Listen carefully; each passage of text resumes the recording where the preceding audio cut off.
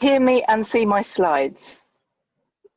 Yeah. Excellent. In that case, I will continue. So thank you very much. Thank you for inviting me today. And my name is Jane Plum, and I am the Chief Exec and founder of Group B Strep Support. I identify as female, so my pronouns are she and her. And I was delighted to be invited to speak at this conference, although I think, to be honest, when I saw the date, I wavered slightly. And that's because today is a particularly poignant day for me.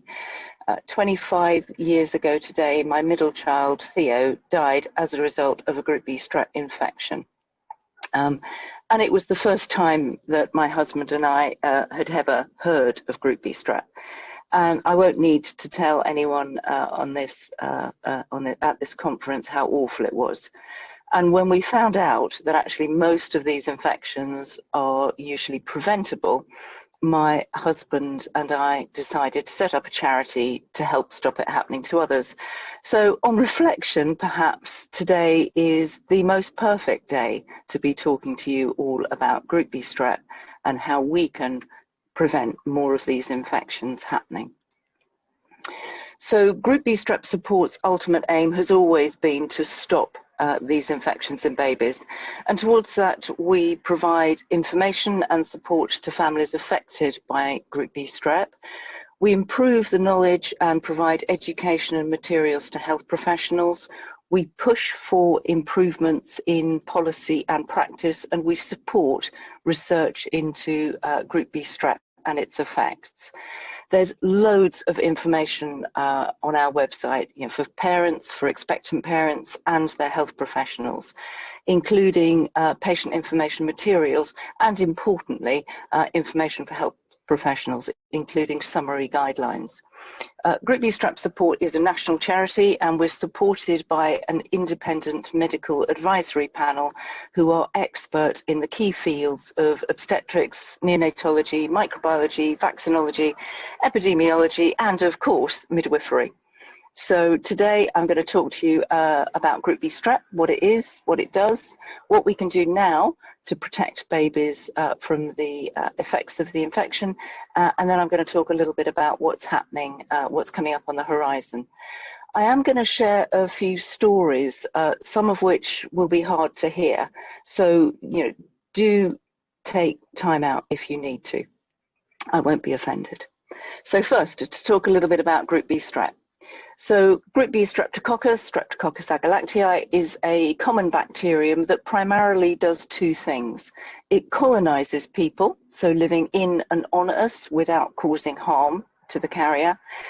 And roughly 20–25% of women in the UK carry Group B strep at any one time. It has no symptoms, so you won't know it's there, and it can come and go. Usually this coming and going happens, happens over months rather than days or weeks. Group B strep can also cause infection, which is why I'm here. And most often that happens in babies, and then but it also happens in the elderly, around the pregnancy postpartum period, and in immunocompromised people. Group B strep infection in babies, although it's not very common, it is the leading cause of severe infection in newborn babies, typically presenting with sepsis, pneumonia, and meningitis.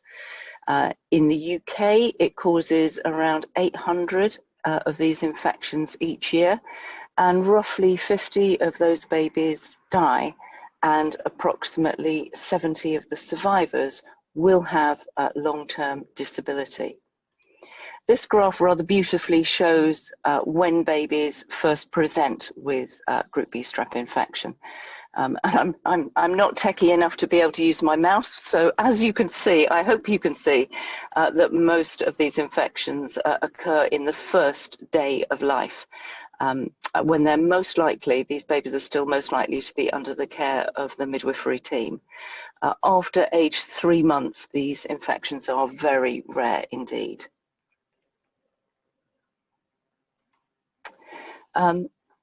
GBS infections in babies are usually classified by when they first show. So early onset occurs if the bacteria have been passed from mum to the baby around birth, and then causes infection in the baby. It's defined as being within the first 6 days of life, usually day 1, as we saw, and typically is sepsis and pneumonia. Even with the best medical care, sadly around 1 in 20 of these sick babies will die, and around 1 in 14 of the survivors will have long-term disability. And these disabilities are more common after meningitis. It's these early onset Group B strep infections that can usually be prevented, although most of these infections also can be successfully treated. So it's absolutely vital that midwives and parents know about Group B strep, including what the typical signs are and what to do if any arise. As you can see from this slide, the signs can be quite subtle and they can be mistaken for other things. There isn't a one sign that indicates that it is or isn't a Group B strep infection. So if any of these arise, it's vital to think Group B strep and seek an urgent review from your neonatal colleagues. Bethany has kindly given permission for us to share her story about her daughter, Daisy May. Little Daisy May became unwell 2 days after birth. She had Group B strep meningitis. She's recovered after a lengthy stay in hospital, but has hearing and sight impairment. She has epilepsy and brain damage. So although these infections aren't common, the stakes are very high indeed. Onto late onset Group B strep infection, which presents after early onset, so typically age 7 to 90 days. These are more likely to present as meningitis and sepsis than early onset, and as you can see, the mortality and the morbidity rates are worse than for early onset. Currently, there's no known ways of preventing late onset Group B strep infection. We'll come on to future ways a bit later on. So we do need to empower parents as well as health professionals to recognize the signs and to know when to seek help. These infections are most likely to present after the babies have been discharged from hospital, discharged from midwifery services. And like early onset, there again is no one sign that indicates it's definitely a Group B strep infection or that it's not. So again, it's vital, think GBS if any of these signs present, and again, seek an urgent review and encourage the parents to seek an urgent review. The golden rule with Group B strep is, if in doubt, check it out and mention Group B strep when you do. And this is little Shaheen, and sadly, treatment came too late for him. After 14 perfectly healthy days, he suddenly became very unwell with Group B strep meningitis. Sadly, he died the same day that he first shows signs of Group B strep infection. So tragic for little Zach and his family, but do bear in mind, although we can't prevent late onset Group B strep infections, usually these babies can be treated and will recover. I'm now going to focus on early onset Group B strep infection because we can prevent most of these with intrapartum antibiotic prophylaxis, often shortened to IAP or IV antibiotics in labour.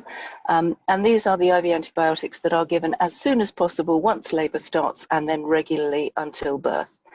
And they've been shown to reduce early onset Group B strep infection by between 80 and 90% in women who are carrying Group B strep. And they do this by reducing the level of bacteria in the vagina and also by crossing to the baby, so baby gets a pre-birth dose of antibiotics which can stop any infection before it starts. Exactly who is offered IAP differs around the world. The two main approaches focus on testing women late in pregnancy for Group B strep and using risk factors to try and identify which babies are most at risk. And most developed countries actually offer screening testing for Group B strep in pregnancy. In the UK, we've used a risk-based prevention strategy since 2003, where we offer IV antibiotics in labour to women with one or more of the risk factors present, including mothers testing positive for Group B strep, even though we don't routinely offer testing. The RCOG published a major update to their clinical guideline on Group B strep back in 2017, and I'm going to talk about that quite a bit over the next few slides. In red are the changes to the previous guidelines. And the first big change was to recommend that all pregnant women and birthing people should be provided with an information leaflet about Group B strep, all of them. And we immediately developed one with the RCOG, and that is free to download from there and our leaflets, and we at GBSS are providing hard copies of that leaflet free of charge both to families and to the NHS. So do please access that resource. The risk factors that prompt the offer of the IV antibiotics in labour are largely unchanged, although there has been a clarification that any positive test result from an accredited lab should prompt the offer of IAP. And accredited labs include the private test companies that we list on our website. There are, however, two new and important recommendations. Firstly, that IV antibiotics should be recommended in confirmed preterm labour, even if we don't know whether mum's carrying Group B strep. And that's because preterm babies are, of course, much more vulnerable to infection, and the outcomes when they do become infected are worse than for term babies.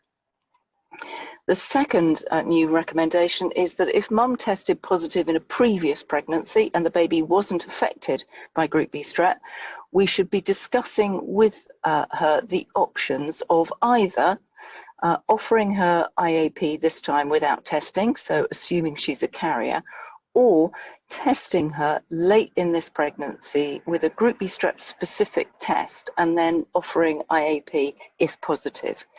And that's because if she carried Group B strep in the last pregnancy, rather than there being a 20–25% chance she's carrying it, there's actually about a 50% chance she's carrying it in the next pregnancy. The test that's recommended by the RCOG is the same one that's recommended by Public Health England for detecting Group B strep carriage, the ECM test. And this, with this test, the swabs can be taken either by the midwife or by the mum, and they're taken from both the low vagina and the rectum. The samples are then processed in the laboratory with, where there's an extra enrichment step going on, which encourages Group B strep to grow. When done properly and at the right time, so in the testing window of 35 to 37 weeks gestation, then the test results is very predictive of carriage when mum's likely to give birth, which will be in the next 5 weeks. The ECM tests are those that are usually offered by private testing companies. And again, we list on our website the companies that offer ECM testing. Frustratingly, and I'll speak a little more about this later, most NHS trusts don't yet provide this ECM test. So staff are left to use the standard swab test, which has a ridiculously high false negative rate. So approximately half of the women carrying Group B strep with the standard test will get a falsely negative result. It's just not good enough. And again, in the guideline, although the antibiotic we offer to most women for IAP is unchanged, benzylpenicillin, penicillin G, the recommended antibiotic for penicillin allergic women has changed. And what is used for penicillin allergic women will depend on the severity of the allergy. So history taking is really important here. Clindamycin is not recommended anymore because the resistant rate is very high. There have, of course, been some concerns raised about using IV antibiotics in labour, because although we know they will prevent most early onset Group B strep infections, there are concerns that they'll have unintended negative consequences. But it must be said that most of the key concerns have been allayed when we look at findings, particularly from other countries where they've rolled out national screening programs and have monitored the impact. Of course, always in medicine, there's a balance between potential risks and potential benefits, and ongoing monitoring is, of course, really important. So what's been the impact of all this prevention? Well, frankly, not great is the summary for this slide. The dark blue slide shows the US rate of early onset Group B strep infections per 1,000 live births. And as you can see, there's been a major fall in early onset GBS infections since 1996, when the guidelines were first introduced, and then again after the update in 2022. And the rate has stayed low. The light blue line shows UK voluntarily reported data, and our rate, as you can see, has increased since the 2003 risk-based approach was introduced, and then it bumped up again a little bit after the 2012 update, and again in the 2017 update. The British Paediatrics Surveillance Unit did an amazing enhanced surveillance study, has done two surveillance studies straddling before and after the introduction of the risk-based screening, risk-based prevention strategy. And as you can see, again, there's been an increase in infections here. There's been quite a lot of research that's compared the risk-based prevention strategies with screening strategy, and this paper was published last year in BJOG, comparing or looking at reviewing 17 studies that either looked at risk-based or test-based prevention strategies. The review covered 11 million live births and just under 4,000 babies who developed early onset Group B strep infection. It found that screening strategies resulted in lower rates of early onset Group B strep infections than risk-based or no strategies. And importantly, that screening strategies weren't associated with higher antibiotic administration. One of the downsides of the risk-based strategy, I might say many downsides, is that it's complicated. So we weren't terribly surprised when the National Learning Report by HSIB reported failures to follow the national guidelines to prevent GBS infection in babies. They have identified these from the maternity investigations that they've carried out across England.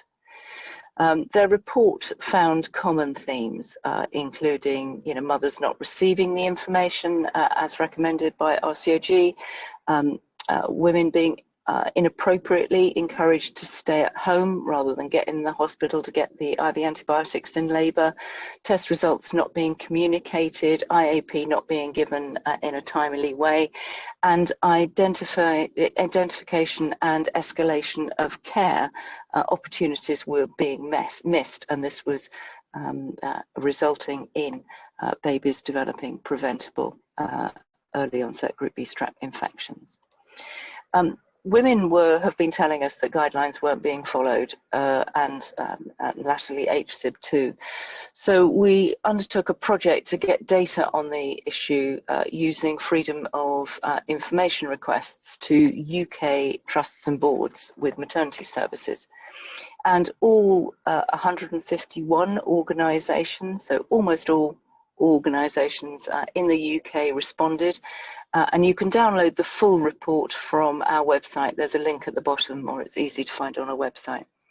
As you can see, the results were really disappointing. So 20% of trusts and boards hadn't updated their guidelines since the RCOG published their update in 2017. only half provided information on Group B Strep, and those to some women. Half of the organisations didn't offer GBS testing to women in the next pregnancy when they've previously carried Group B Strep, again against the national recommendations. And almost 90% aren't using the recommended tests for Group B Strep carriage. We asked a leading clinical negligence barrister, Christopher Johnston, QC, whether a hospital would be considered negligent for not offering ECM testing when a test for GBS carriage is recommended for a pregnant woman.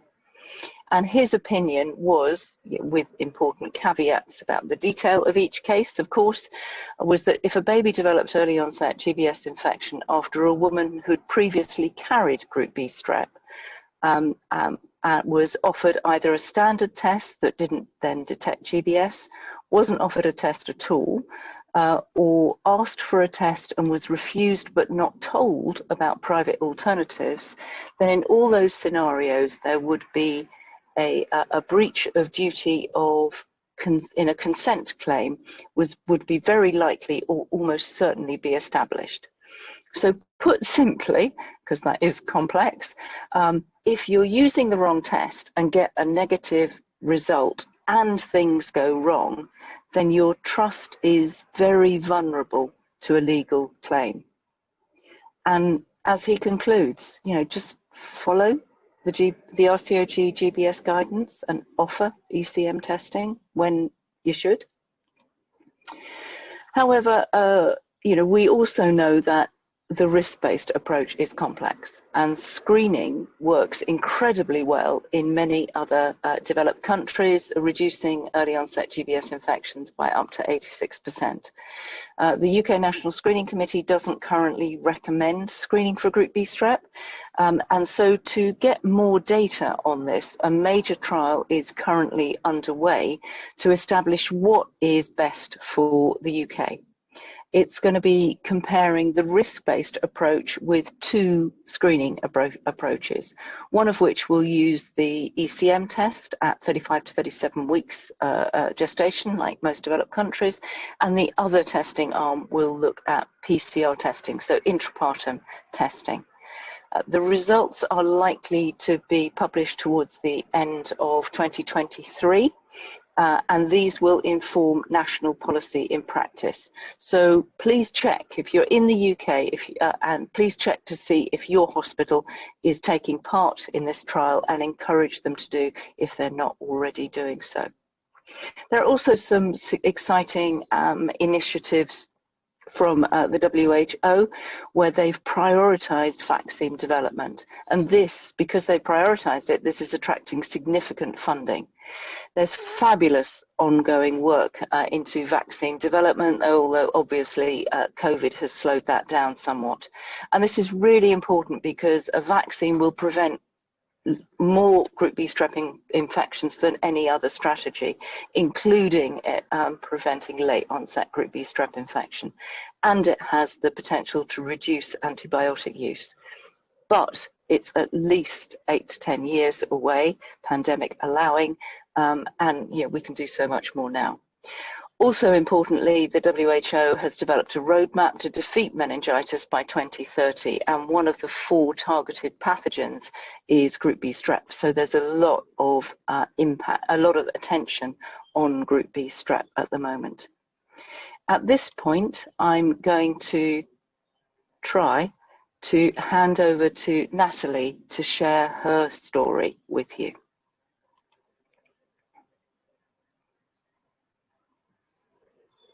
Oh. Is that working? Jane, yeah. If you close sharing your screen, go back out and reopen it, but then click share computer sound before you open the PowerPoint again, it should work. So if you go to the top and click close, like exit screen. Oh, there you go, it's working now. Just it's working? Yeah.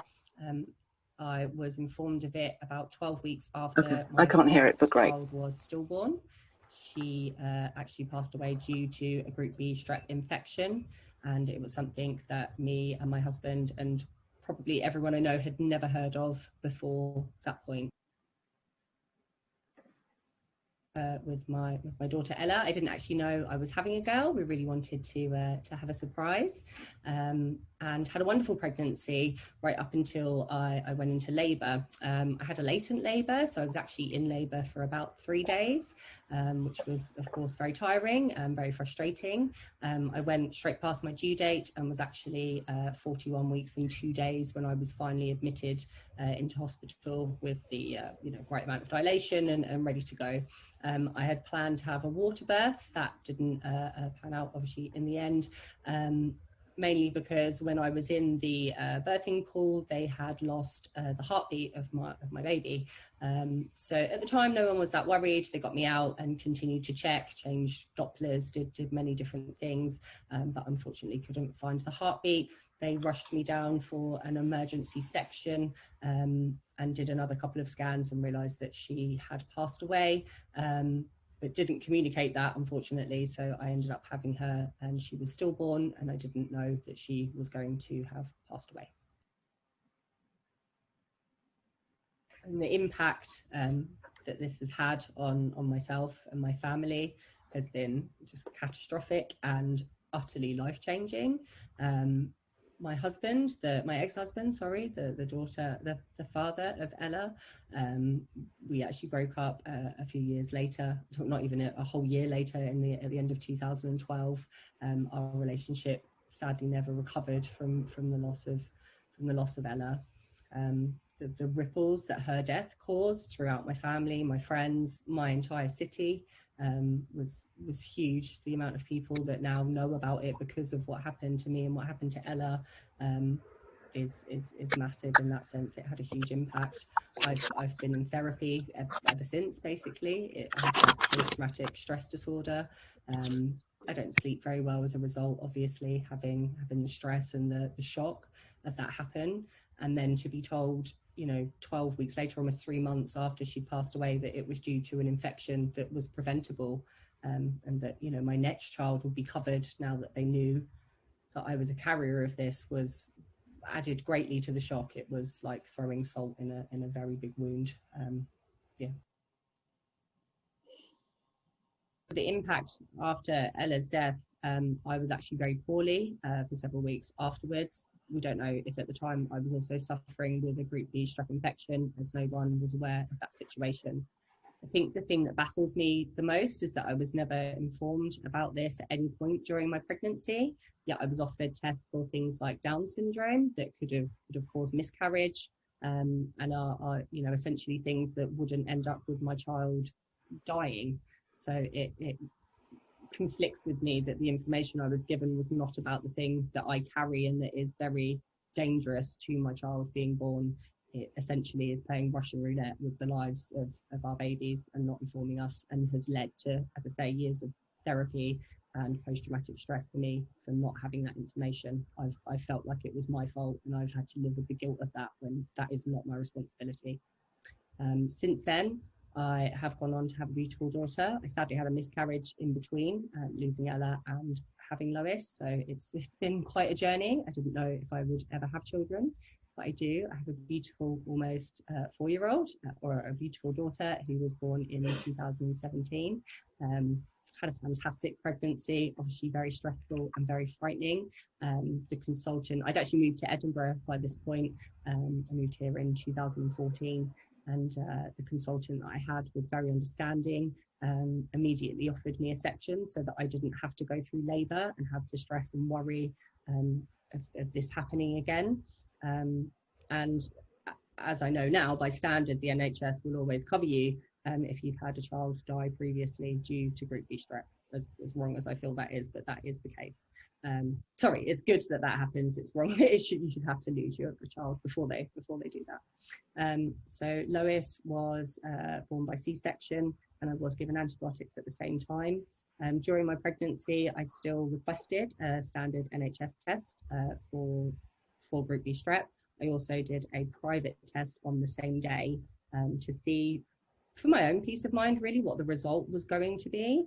And the private test that I took came back positive, and the NHS test came back negative. So I think this highlights massively the inconsistency with the types of testing and the information given to women and how these tests are conducted. And I'm just very grateful again that I know about this and was able to get myself a private test.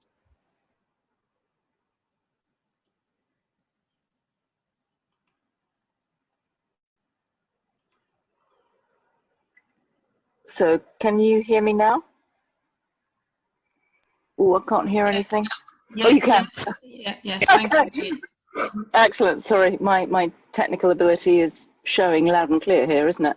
So, and massive thank you to Natalie for talking to me about her precious Ella, and of course the delicious Lois.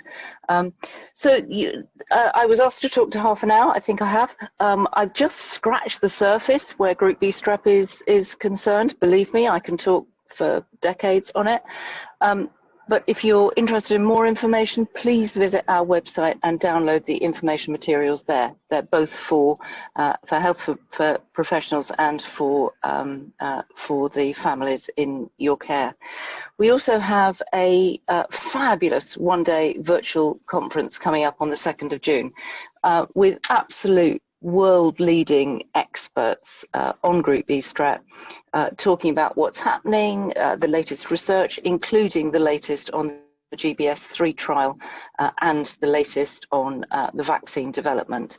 And because I can never resist a bargain, you know, early bird rates apply until the 1st of April. So, you know, they're heavily discounted. Please get them while you can. So I think now I hand back to Jackie. If there are any questions, sure. Yeah. Thank you, Jane. Now, can you hear me okay? I can. Steph, are we communicating okay? Yeah, we're all good. Thank you. Right, that's great. Okay, so yes, Jane, my technology, it's just terrible, but there we go. We have to live with it for now, hopefully. We do. Thank you very much. That was absolutely wonderful, real education, learned so much, and we've got student midwives out there who are at the beginning of their careers, and the student midwives out there who are at the end, and I'm sure those at the end have come across this, but the new student midwives have really picked up an awful lot of information today, so that's wonderful. Now, the first question I've got here is Group B Strep common in a certain ethnicity? And are you likely to have it if your mum had it? I'll answer the second one first, because the answer is we don't know. Okay. Is nice and easy to that. I haven't seen any research on that at all. There has been some research, particularly in the US, that shows that Black and minority ethnic groups are more likely to carry Group B Strep, but there's only been very limited evidence of that in the UK. And we haven't seen evidence of is whether that translates into a greater risk for their babies. Thank you. And GBS3 trial should pick up information on that, which would be really important. Thank you. Someone's asking, which was the test that had less false negatives? It's the ECM test, the Enriched Culture Medium test, which is the one that's recommended by the RCOG if you're testing for Group B Strep and described in some detail in their guideline. It's also, there's a UK standard for it published by Public Health England, and there are links to all this on the health professionals page of our website. So that is the test. It's the test that is commonly is actually, you know, pretty much always used in private testing companies, but sadly it's not the one that it's not routinely available in most NHS trusts. That's changing, and it is being rolled out, and there's been quite a lot of activity to encourage the rollout, because it's really important that hospitals act in line with national guidance, and because if you're doing an BS and then just putting the sample on an agar plate and looking to see what grows, you're going to miss half of the women who are carrying Group B strep, and that's unacceptable. Thank you. If you have a previous GBS woman who has severe phobia of staying in hospital and wants to have a home birth, and because of that they do not want her to be checked for a GBS in the current pregnancy. Let me just try and scroll down and get the rest of it. This is very slow. Oh dear, I've lost it again. Steph, can you see that question? Shall I try and answer what I think it's probably asking? I've got the question here. Please, if you have a previous GBS woman who has a severe phobia of staying in the hospital and wants to have a home birth, and because of that do not want to be checked for a GBS in current pregnancy, what do you do? Personally, I think it's all about informed choice. It's about making sure that expectant parents know about Group B strep, know about what the risks are, as well as the risks and benefits of particularly the benefits of having the IV antibiotics in labour. The current recommendations under the RCOG guidance is that if a woman tested positive in a previous pregnancy, she should be offered the option of either being tested in the next pregnancy with the IV antibiotics if positive, or just being assumed she's carrying it in the next pregnancy and being offered the IV antibiotics. I know that sometimes, not always, but sometimes women can be given IV antibiotics at home. And in that situation, if that's what she wanted to do, then I would certainly be exploring that. I mean, we give IV antibiotics at home for so many other in so many other circumstances. I'm not quite sure why we don't in pregnancy and in labour. Thank you. Someone has asked, can you request for a GBS test? You absolutely can request for a GBS test, but bearing in mind that the most NHS trusts don't yet offer the ECM test, you need to be very, very sure which test you're getting, because if you get a positive result, then actually that's great, because your false positives are vanishingly rare. But if you get a negative result, you're not necessarily sure where you are. A lot of hospitals will decline to offer a test for Group B strep on maternal request. So, which is why one of the reasons that we're very pleased that tests are available privately, because if you can't get one within the NHS, then at least you can get one privately, and the online tests are from around about £40.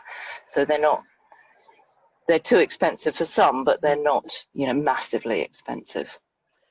It just feels a bit shameful, doesn't it, when we see the amount of money that's thrown around, the amount of money that's wasted. I mean, we won't even start to go into the COVID test tracking screens monies. That we won't go there, but that's a thought.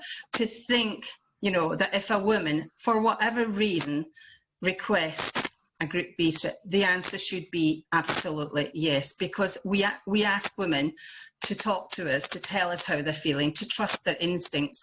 But yeah, if she's got a feeling that she might have it for whatever reason, and we say no, go and get one privately, it's shameful, I think. And I think the sooner we have the results of the research that's going on now, the better, and then it will be much fairer for women, and more lives will be saved. I agree.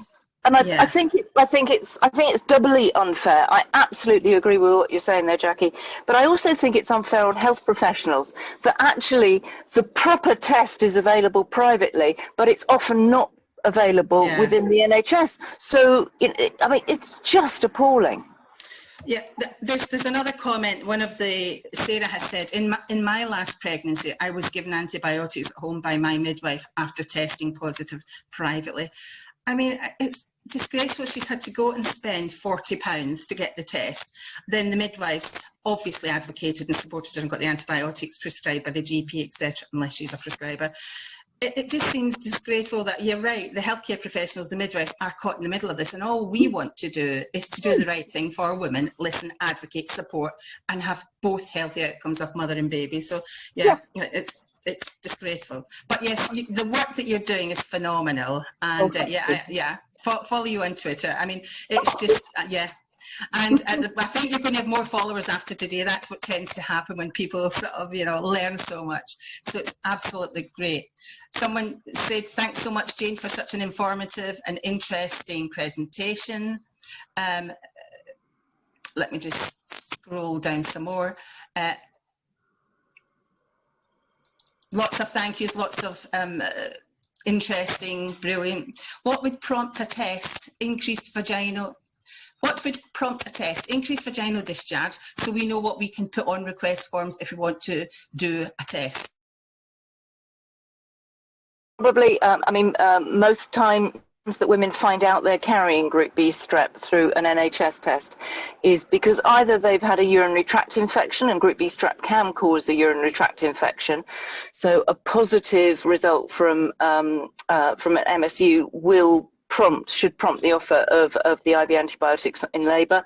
It has, can I just flag up, a negative urine test doesn't mean it's not in the vagina and the rectum, so it doesn't tell you you're negative. But absolutely, to prompt the offer, it will enable a test, a vaginal discharge or vaginal symptoms would be something that would prompt that.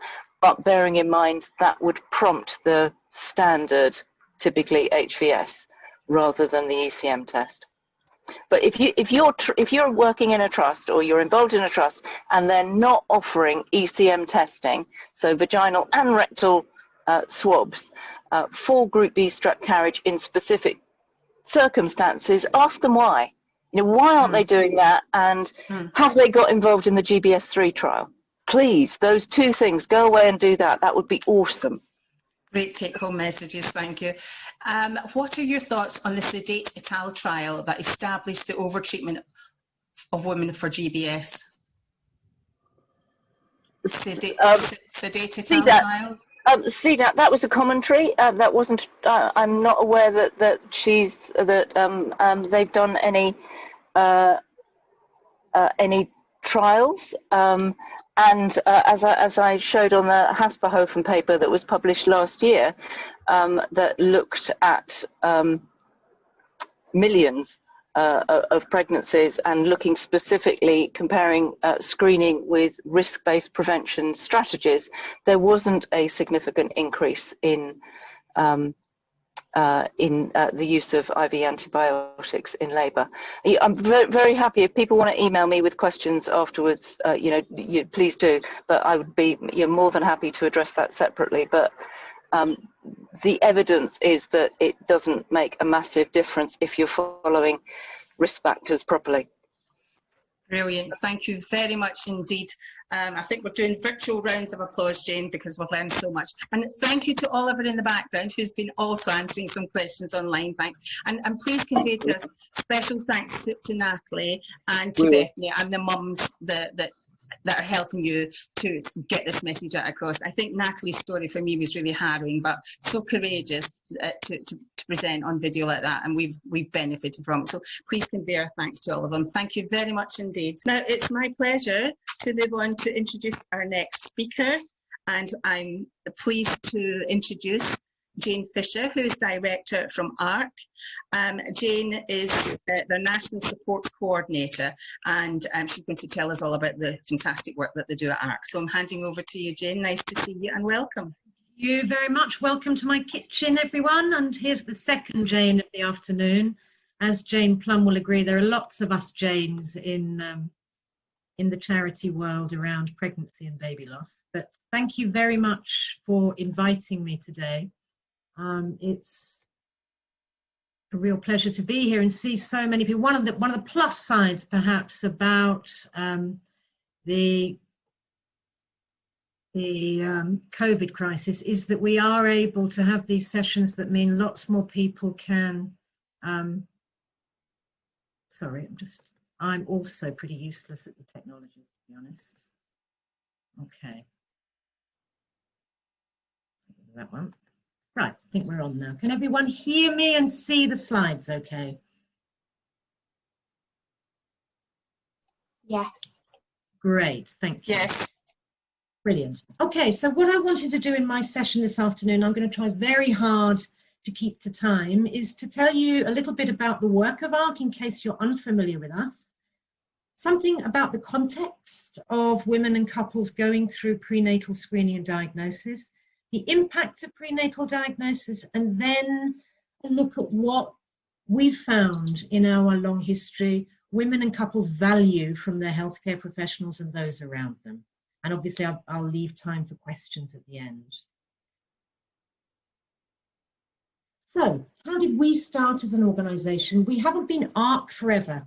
We started life in the mid-80s under a different name, Support After Termination for Fetal Abnormality, or SATFA for short. Not an easy charity to fundraise for, you can imagine. But it was very important that we started with that name, because at the time, fetal medicine was just really being established. There were more amniocentesis being done. Scans were getting better. And some of the clinical wisdom was, we're clever now. We've got these technologies. We can find the issues. We can tell the parents, do you know what? Give up on this pregnancy. Terminate this one. We'll get you a healthy baby next time. And there really wasn't the consideration for the emotional impact and the practical needs of women and partners going through what I'm sure I don't have to tell you is an extraordinarily difficult life experience. And it led, I think, at the time to something we might call now disenfranchised grief. Women who had lost a baby, but because they'd made a decision to end their pregnancy, they felt that they were not entitled to support or to grieve their baby. So when SATFA started, our job really was twofold: to look at the practical needs women and couples had, and also support them in the emotional fallout that comes from this experience. The other angle of our work, and I should have said initially that we were started as a charity by a group of bereaved parents and enlightened midwives and doctors who were caring for them. So we've always had a very close and collaborative working relationship with healthcare professionals. And we recognised early on that it was important that we did work in partnership, because it was so important to women and couples, the quality of the care they received in relation to how they were able to live with their experience. So throughout our history, really, we have delivered professional training, done things like this, supported healthcare professionals, because undeniably, I think it is a challenging area of practice, and we feel by working together we can help equip you out there to provide the very best care.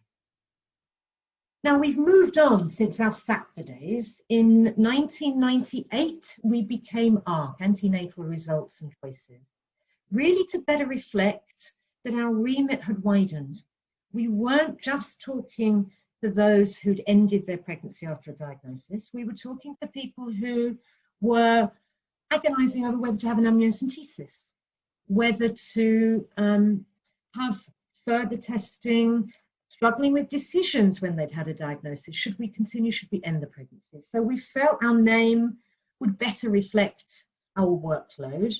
There is a caveat though. I think at the time in '98, some women felt quite upset that we'd removed termination from our name because they felt it reinforced the stigma and put it underground again. And I would argue that that wasn't our intention. It just better reflects what we do. And we do still provide ongoing emotional bereavement support to those who end the pregnancy, because actually we're the only people doing that. That doesn't mean we have any kind of investment in the decisions couples made when they have a diagnosis. What is absolutely paramount to us at ARC is that they're enabled to make the decisions that are best for them in their individual circumstances, because they have to live long term with their decisions. So what ARC does now is really provide information and support right through the process. So we'll talk to women about the screening tests that are available, and encourage them to make an informed choice as to whether to have screening. Talk to them when they have results they're not expecting or suspected diagnoses. We still talk to a lot of women about decision making when they've had a diagnosis. And as I say, we do provide that ongoing support for those who end the pregnancy. Those who continue, certainly we provide emotional support through the pregnancy, but obviously we work closely with organisations like the Down Syndrome Association, Shine, Soft UK, etc. So we can signpost women for after the baby's born to be with organisations that really have lived experience of what having children with the condition can mean. I won't talk too much about all the services we offer, but along with the helpline that we run by telephone and email and face-to-face when we're able to, obviously we have a lot more online support availability and information now. That's often what people want. They want to access things online in their own time. In tandem with that, as I mentioned, we work closely with professionals, and we're also very lucky. We're a small charity. I'm the director of the charity, and we have a total staff at the moment of 9. But we are taken quite seriously at policy making level.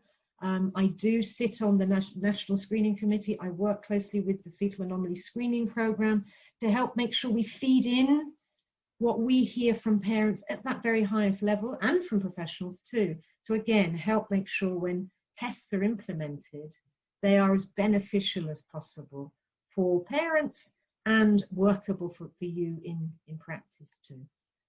When we audit ARC services, what comes back fairly consistently is that what people are looking for when they come to us are 3 things. 1, our independence, not because they doubt what they're being told by their healthcare professionals, far from it, but it can sometimes be helpful to have a space outside that, outside their professionals, outside their family and friends, somewhere to explore what's going on for them, where the person they're speaking to doesn't have any investment on what happens. We're not connected to them in any way.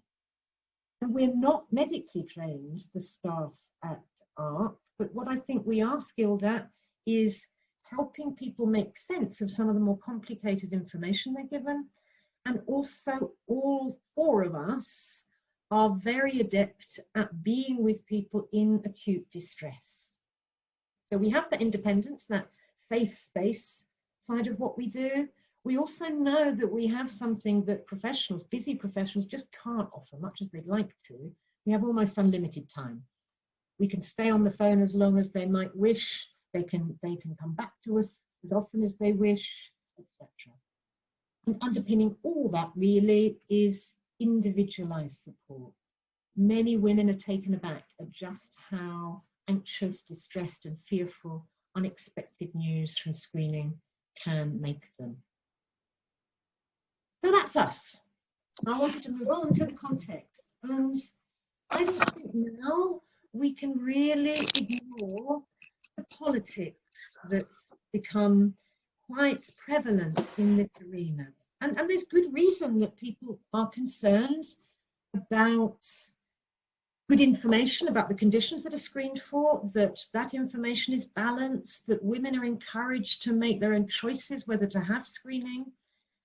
The challenge is that these debates have become so heated and so charged that they're actually adding another layer to those couples in the context of their decision making. So we have to strike that balance of making sure the information we're giving is sensitive, respectful to those living with disabilities, but then we enable couples to make their own decisions about screening and testing and about what falls out of that.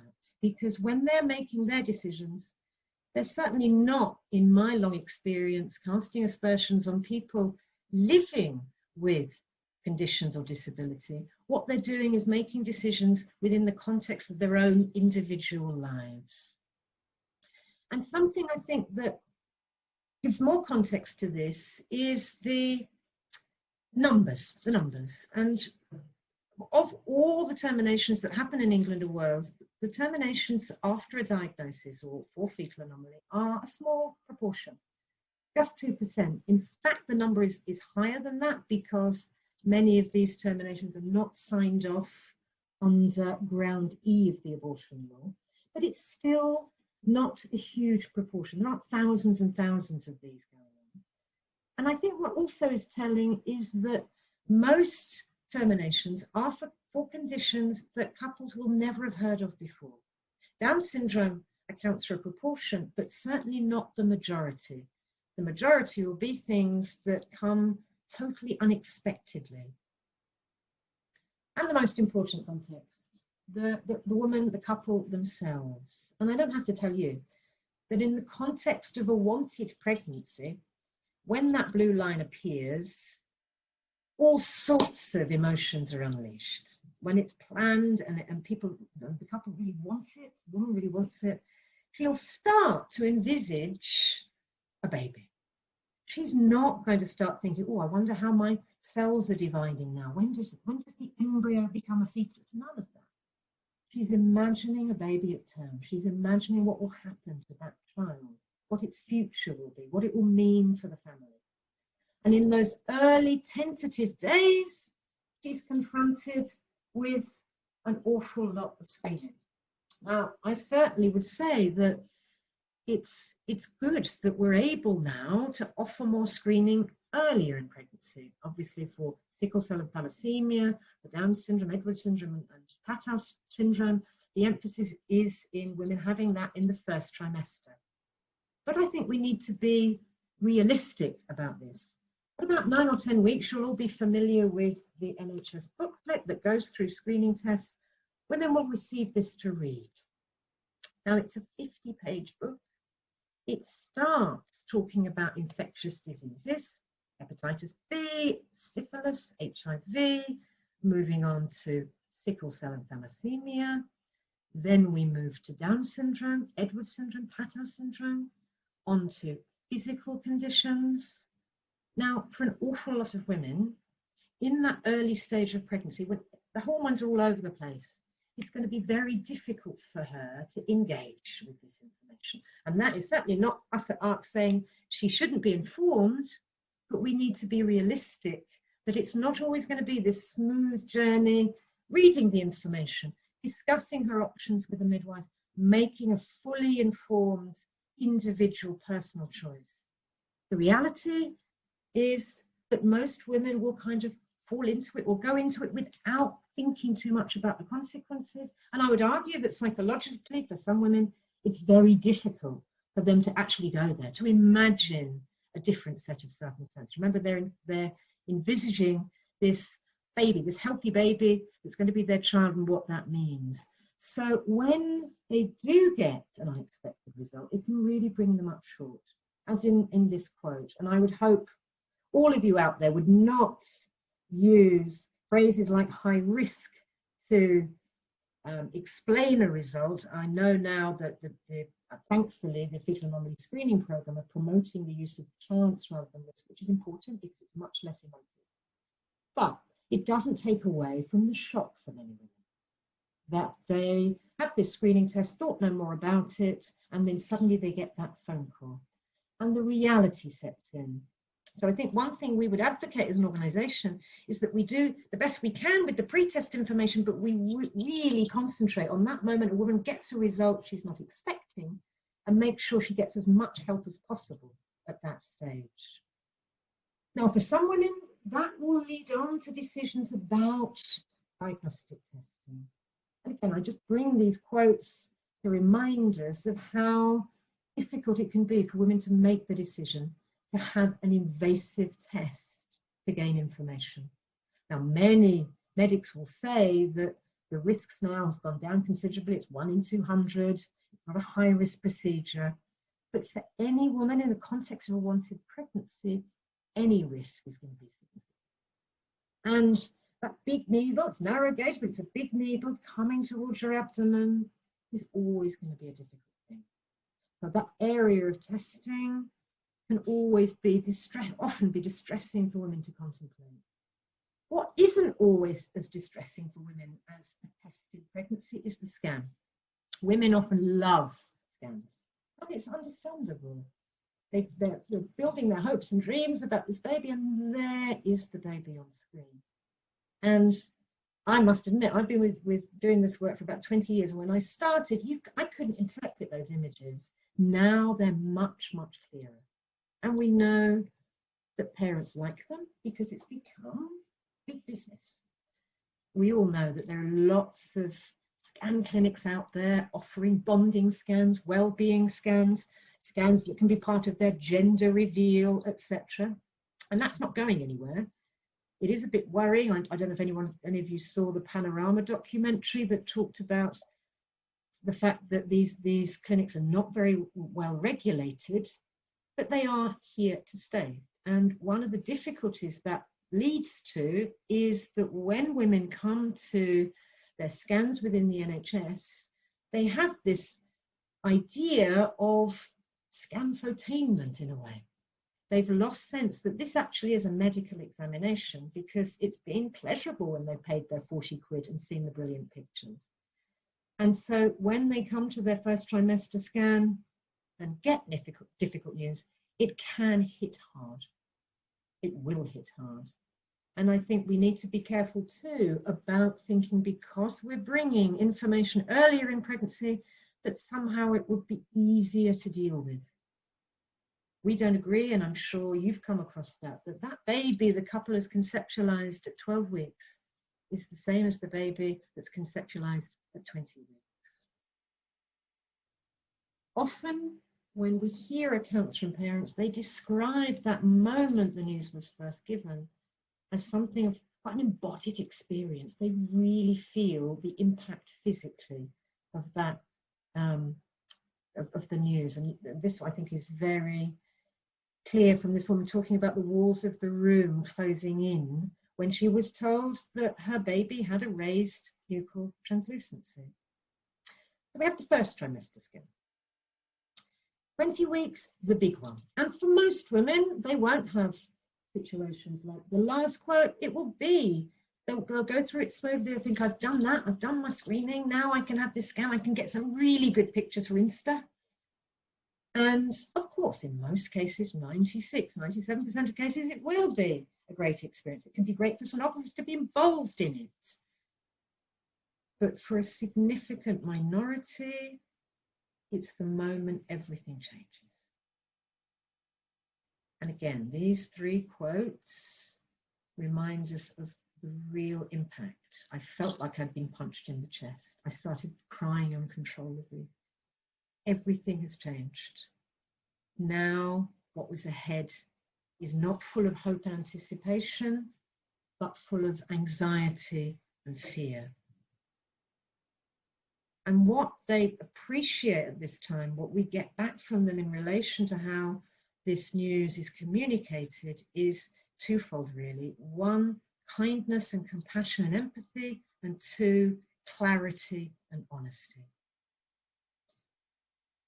And it's a time when we too can play a part in helping, when they're like rabbits in headlights, to break the isolation too. You may know of the two handbooks we produce, and we like to think that as well as useful information in them, they also are valuable just because they exist. It is something that's not often spoken about. And so to have publications like this that we've obviously spent some time and effort and money on can make people feel less alone. Then comes the decision making. And for most, it can be a painful and agonizing experience. There'll be vacillation, going round in circles. What can we cope with? The tension for the woman in wanting to protect and nurture the baby she's carrying, and the potential outcomes down the line. We often, on our helpline, hear people say, I don't want to be selfish. What's selfish? And we find ourselves saying, it isn't a question of that. It's not a question of moral right and wrong. It's a question of you and your family and your child and what you feel you can all best live with here. It's one of the only areas of healthcare where their healthcare team won't guide them, won't direct them, won't say, well, you know, Liz, knowing you as I do, I think this course of action might be best for you. No, healthcare professionals will step 3 feet back because they don't want to influence this decision. It has to be the parent's decision. So, like the third quote, they can be getting information from all sorts of quarters, but nobody's saying, this is what we think you should do. Of course, we can't change that, but it's important we acknowledge how that adds to the difficulty. And importantly, the fourth quote, many women, I've heard this so many times from women, who in the abstract may have made different decisions, may have had different feelings about what they may or may not do. When the complicated reality hits, they shift. And that can lead to a double loss, a loss of the baby they thought they were going to have, and a loss of their sense of self. The other major factor most will be dealing with is great uncertainty. Very rare in the context of diagnosis can a medical team give absolute certainty about the prognosis. This is exactly what will happen to your baby and when. So there's the uncertainty of not knowing what the outcome will be. And as we move into prenatal genomic testing, there can also be uncertainty around the actual genetic changes and conditions that are diagnosed. Again, we need to be mindful. So let's spend a few moments thinking about those who are ending pregnancy. We've already said really that it's come out of what can be an agonizing process. It can be very, very difficult for the woman to feel implicated in this. So it's important we think about what constitutes the very best care. And some years ago, we provided a questionnaire to women and couples about the care they'd experienced. We were actually interested in choice of termination method, but we got a lot of qualitative data that were really rich in giving us themes of what were the most important factors. And these 5 came out clearly, that they wanted things dealt with in their own time frame.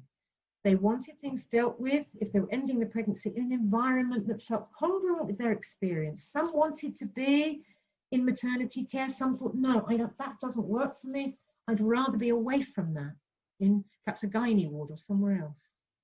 The right level of care was important. Because they can feel so out of control, they really wanted staff that were confident and competent to help manage them in this time of crisis.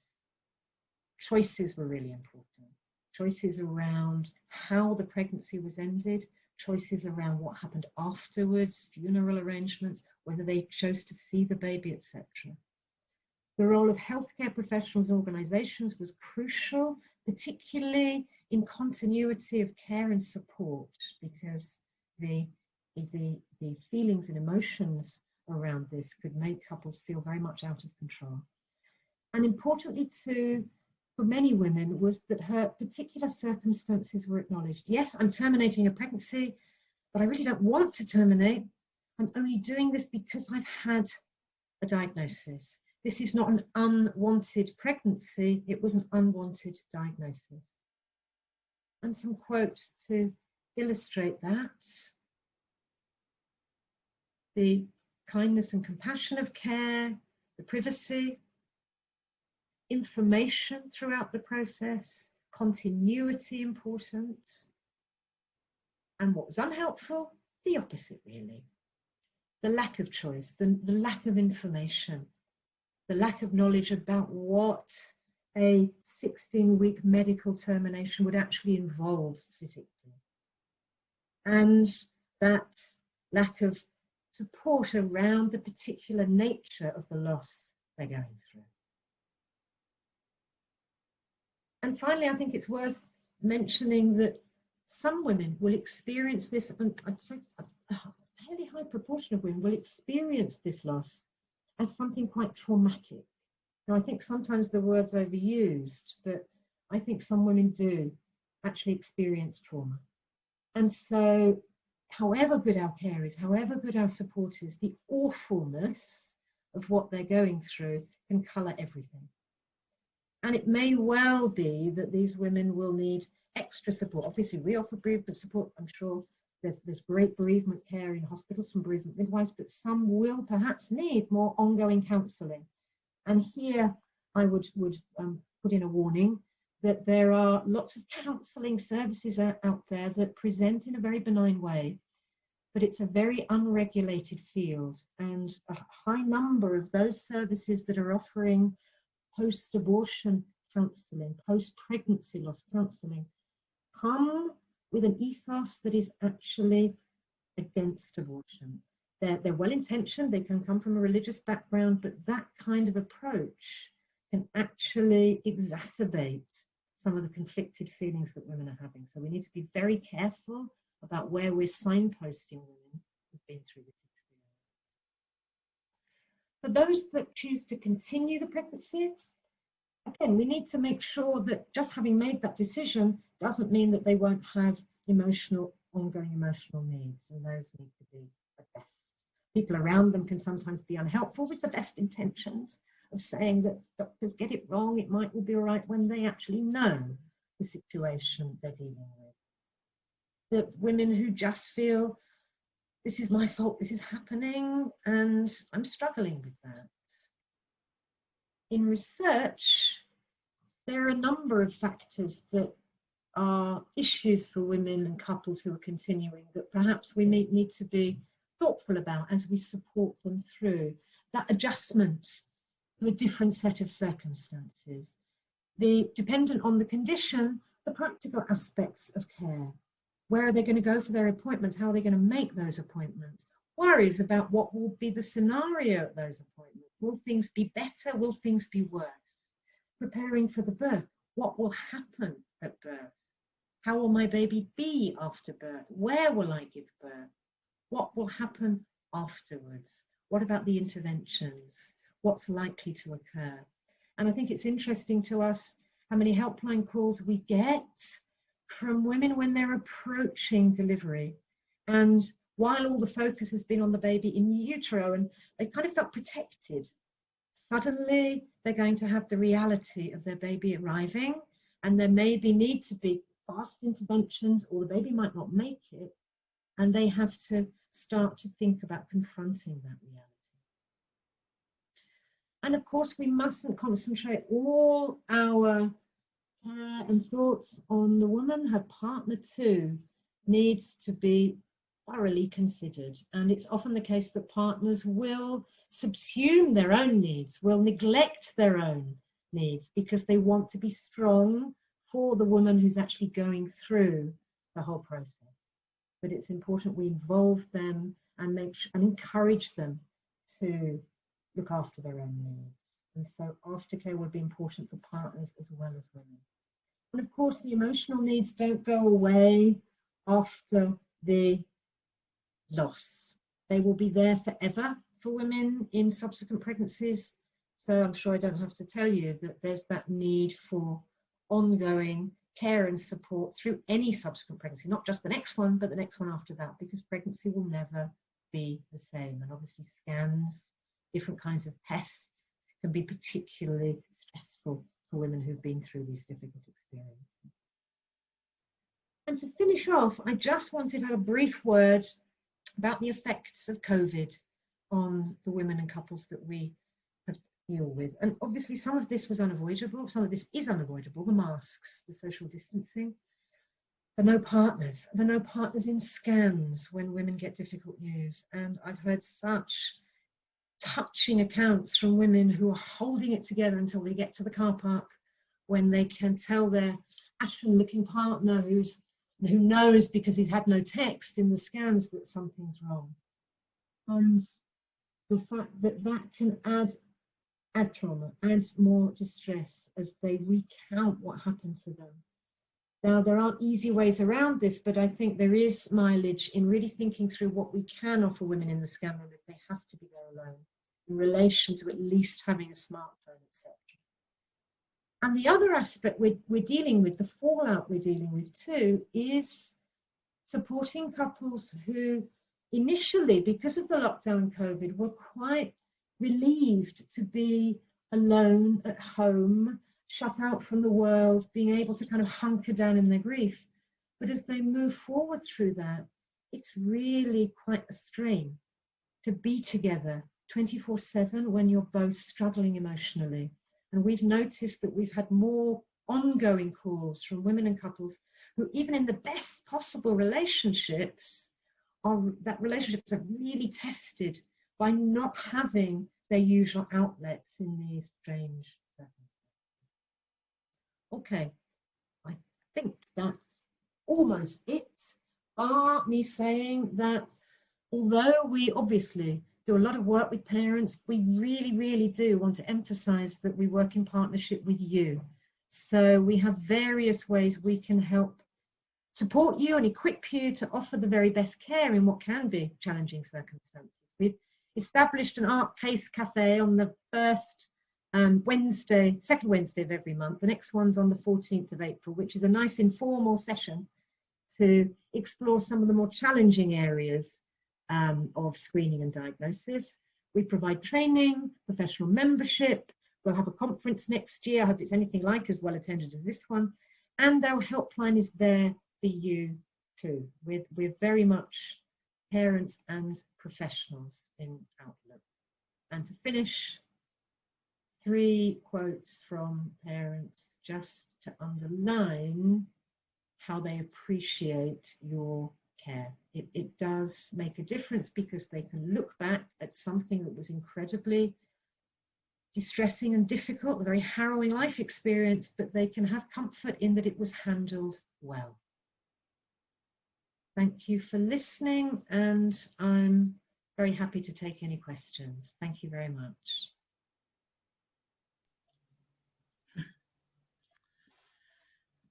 Thank you, Jane.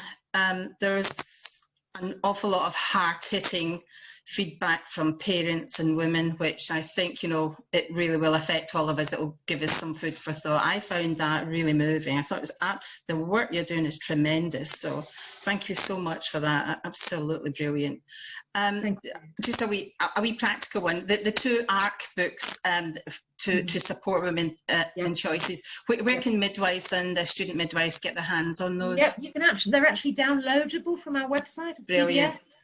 And we can send them out as hard copies from if you get in touch with us.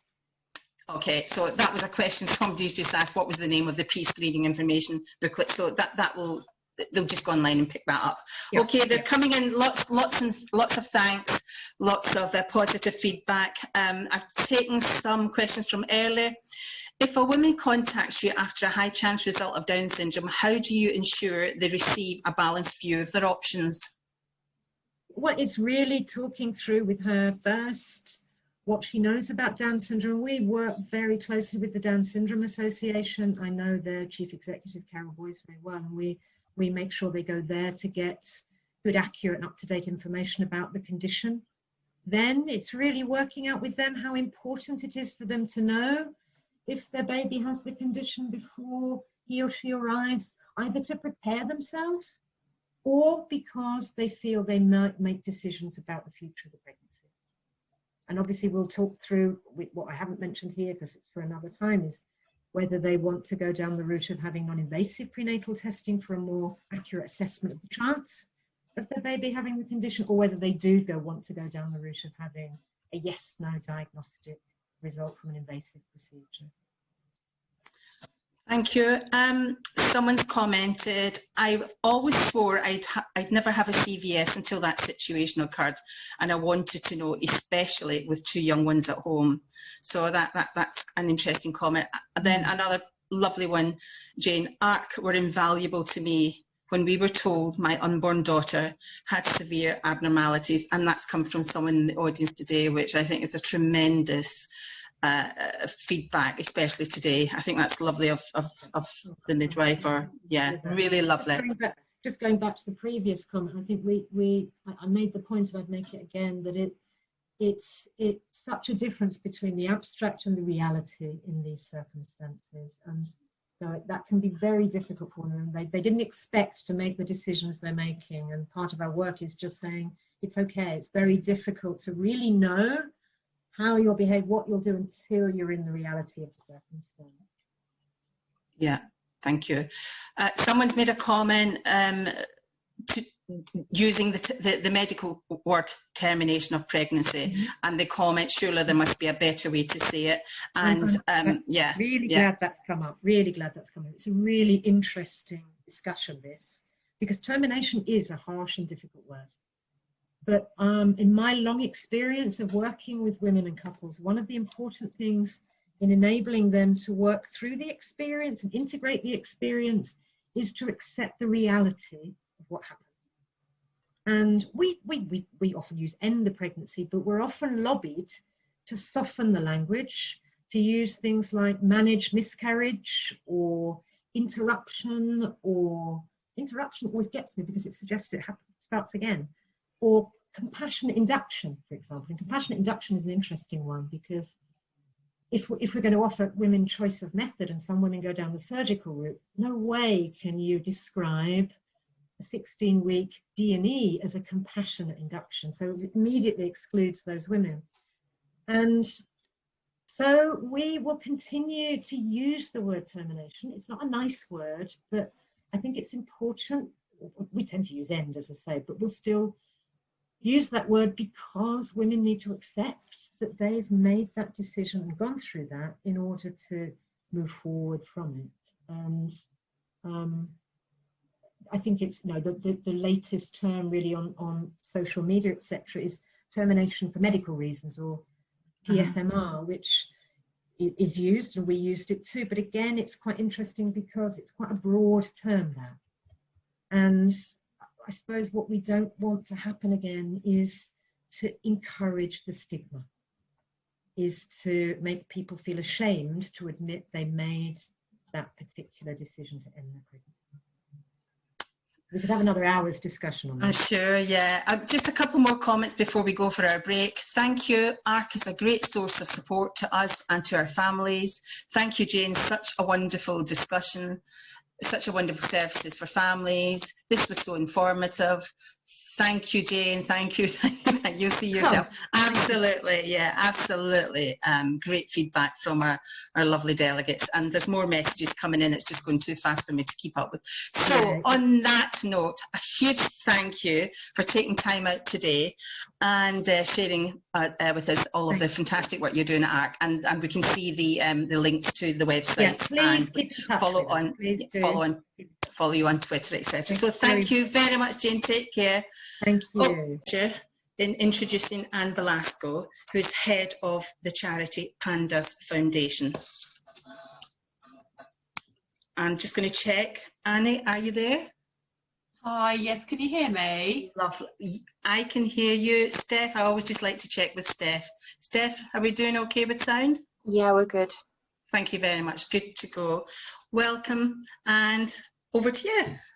Thank you. Well, first of all, thank you so much for inviting PANDAS to this event. I've been watching since 10 o'clock. I wish I could have logged on earlier, but I just think that just a bit of feedback. I think that this is so important and so worthy.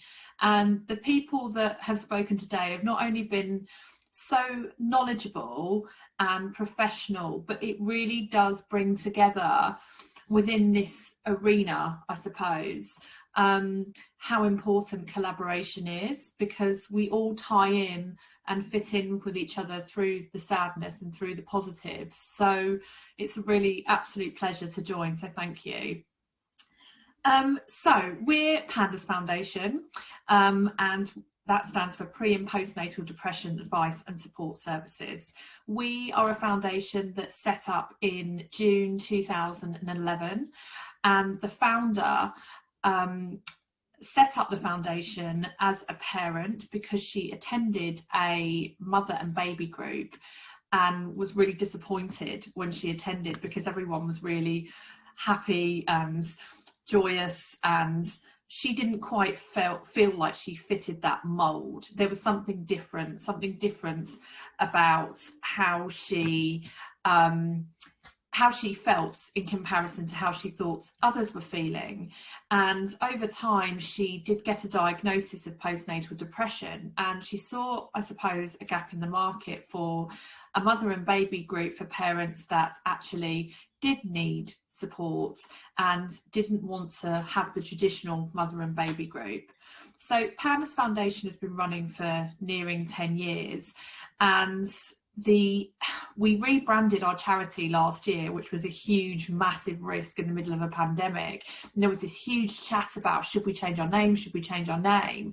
Because commonly when we talk about pandas, or we write pandas down, it's associated with the panda bear. But we decided not to, because our presence is huge. People know who we are. We have this big media presence, which is great. But I think, as Mama Academy alluded to earlier, we don't use celebrities or gimmicks.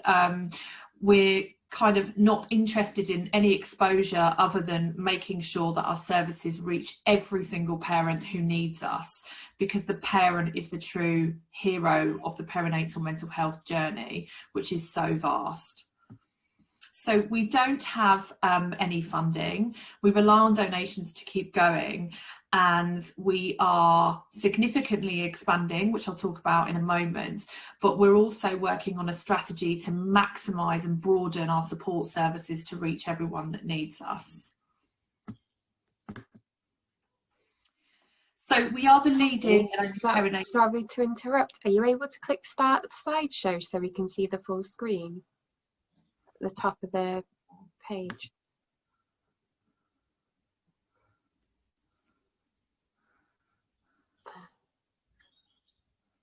Doesn't look like it's working. Never mind. Carry on. Sorry. Can you see that slide? Sorry. We can see it's just a little bit of your screen as opposed to the whole screen. Don't worry. Okay, sorry. So we are the leading and only perinatal mental health support service, and we are there for every parent in the network who needs us. Traditionally, we started off by being a support service for postnatal depression for mums, and over time the need for the support and advice from parents who haven't been able to access the support services from the NHS that they would have liked within an adequate time frame has meant that their networks have often called us in when they have been worried about their partner or someone that they know, and those calls are increasing. We're run by a very small management team, including myself. There's 7 of us, and we have a really large pool of volunteers. Our volunteers, I know some are joining today, so hello, are incredible women. We are all women, apart from we have 2 dads who manage our father's side of things.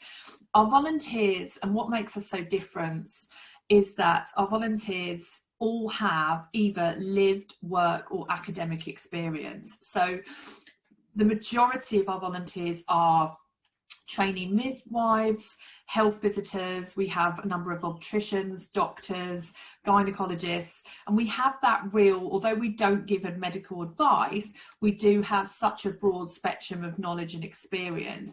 I myself joined PANDAS 7 years ago. I experienced horrific prenatal anxiety and depression after recovering from breast cancer when I was really young at 25, and I was told I wasn't going to get pregnant. I became pregnant and had this this obsession with losing the baby, and I found PANDAS kind of by accident.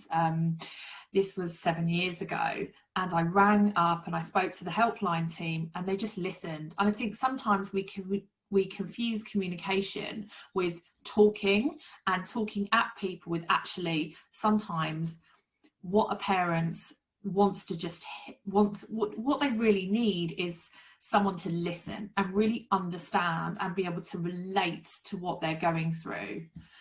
So I then started volunteering, and then I used my business experience and my medical writing background and my research, and I'm now managing the charity, and it's an absolute privilege to work with such inspiring women and amazing service users.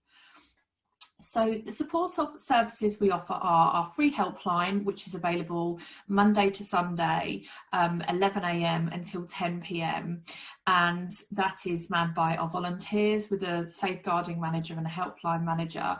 We also have our email support. Some parents are really quite unwell to the point where they don't feel that they can actually have a conversation over the phone. Pre-COVID, they may have been at work and not had that privacy, and opportunity to be able to have that phone call. So we offer a free email support service, which is then linked directly to a volunteer who will then support them from a peer-to-peer basis on a one-to-one.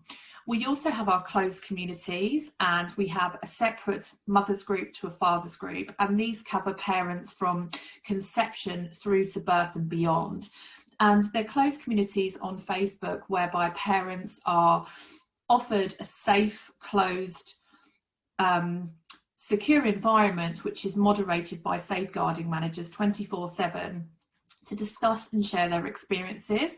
Again, we don't advise on medical advice, but we can absolutely signpost and offer hope and empathy and support, and make sure that those conversations are being looked after, and that those parents that really do need us at critical points are being signposted to the relevant services. We also have our pre-COVID, our group support, which was the backbone of PANDAS and why PANDAS started. And they are made up of a group leader and a deputy manager who manage group support in local communities. We currently have, pre-COVID, 22 groups nationwide, and we were looking to expand that model and will be.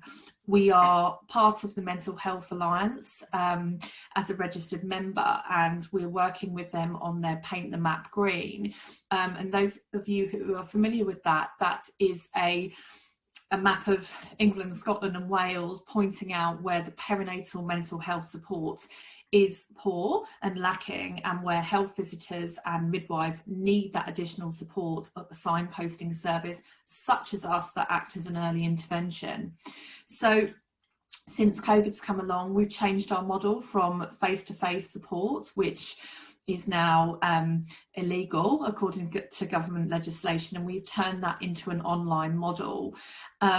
You cannot replicate that face-to-face peer support, but we have offered that as an interim, and we will continue to do that when the lockdown restrictions are lifted, so that parents do have the option of basically leaving the house or not leaving the house for support.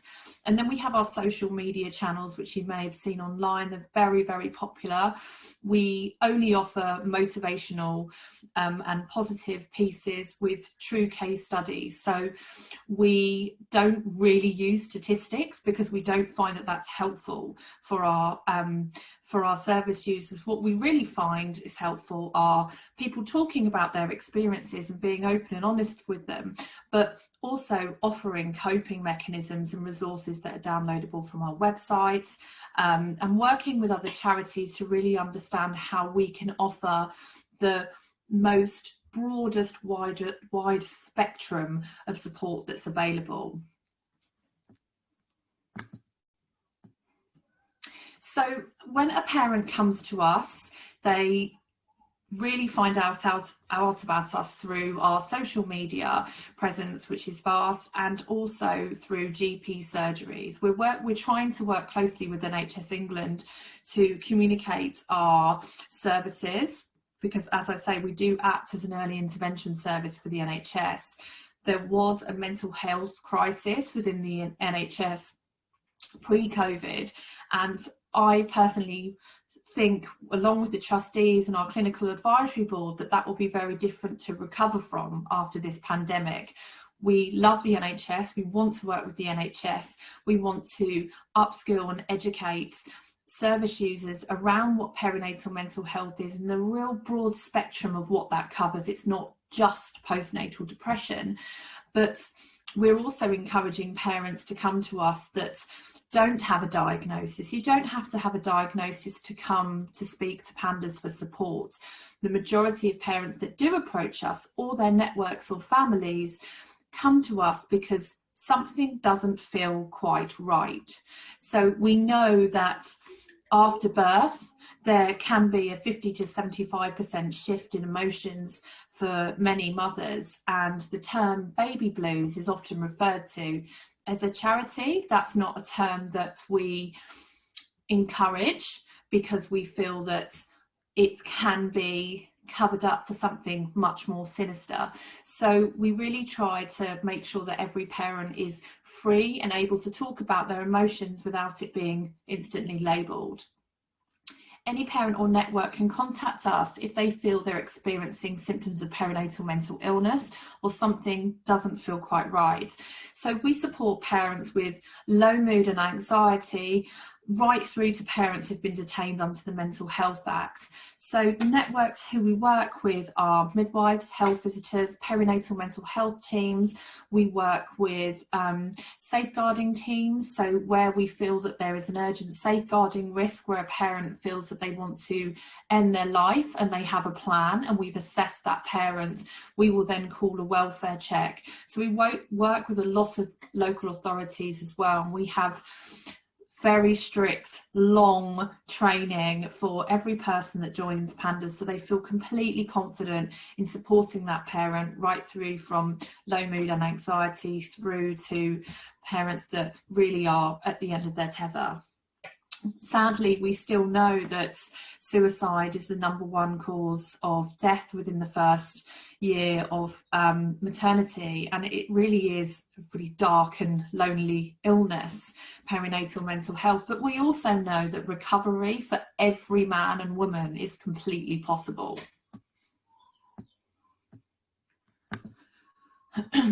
So the spectrum of perinatal mental health that we consider as illnesses are prenatal anxiety and depression, so anything from conception through to birth, postnatal anxiety and depression, postpartum after birth, birth trauma or PTSD, maternal OCD, and postpartum psychosis. So there are lots of figures and statistics wavering around on social media about how many people may experience postnatal depression, and this number is increasing by the day.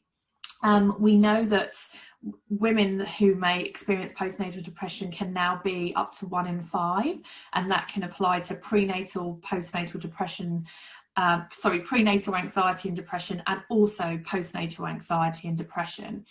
In terms of birth trauma, we know from the Birth Trauma Association, who we've been working very closely with, which is our second most contacted reason for contacting PANDAS as a concern for PTSD and birth trauma, is 1/3 of all parents. So that may mean that they've had a birth plan and it hasn't gone to plan. They may have had an emergency C-section, they may have had a difficult delivery, they may have had some trauma throughout their birth, and it's shocking. You don't just wake up one day with PTSD, and there is this huge kind of accidental stigma around PTSD, where it's historically associated with soldiers that go to war. You have to be in a war zone to experience PTSD. And what we're trying to do is really educate and understand and expand our knowledge to parents and their networks and employers and anyone who is listening around the severity of PTSD for a mother or a father that may have experienced a difficult birth. We work with many parents that experience maternal obsessive compulsive disorder, and again there's a lot of stigma around preconceptions of switching light switches on and off. But we've worked with parents recently who have been so unwell with their maternal OCD that they have, for example, we had one parent who was so concerned about her partner and COVID and her pregnancy that she was putting bleach in her partner's tea. So it's a very, very serious spectrum of illness. And then we've also got postpartum psychosis, which is a very rare form of perinatal mental illness, but must be acted upon straight away. And usually the person that is going through this does not know that there is a change, and it is up to the partner or the support network of that parent to get that person's support for being in an exceptionally vulnerable position.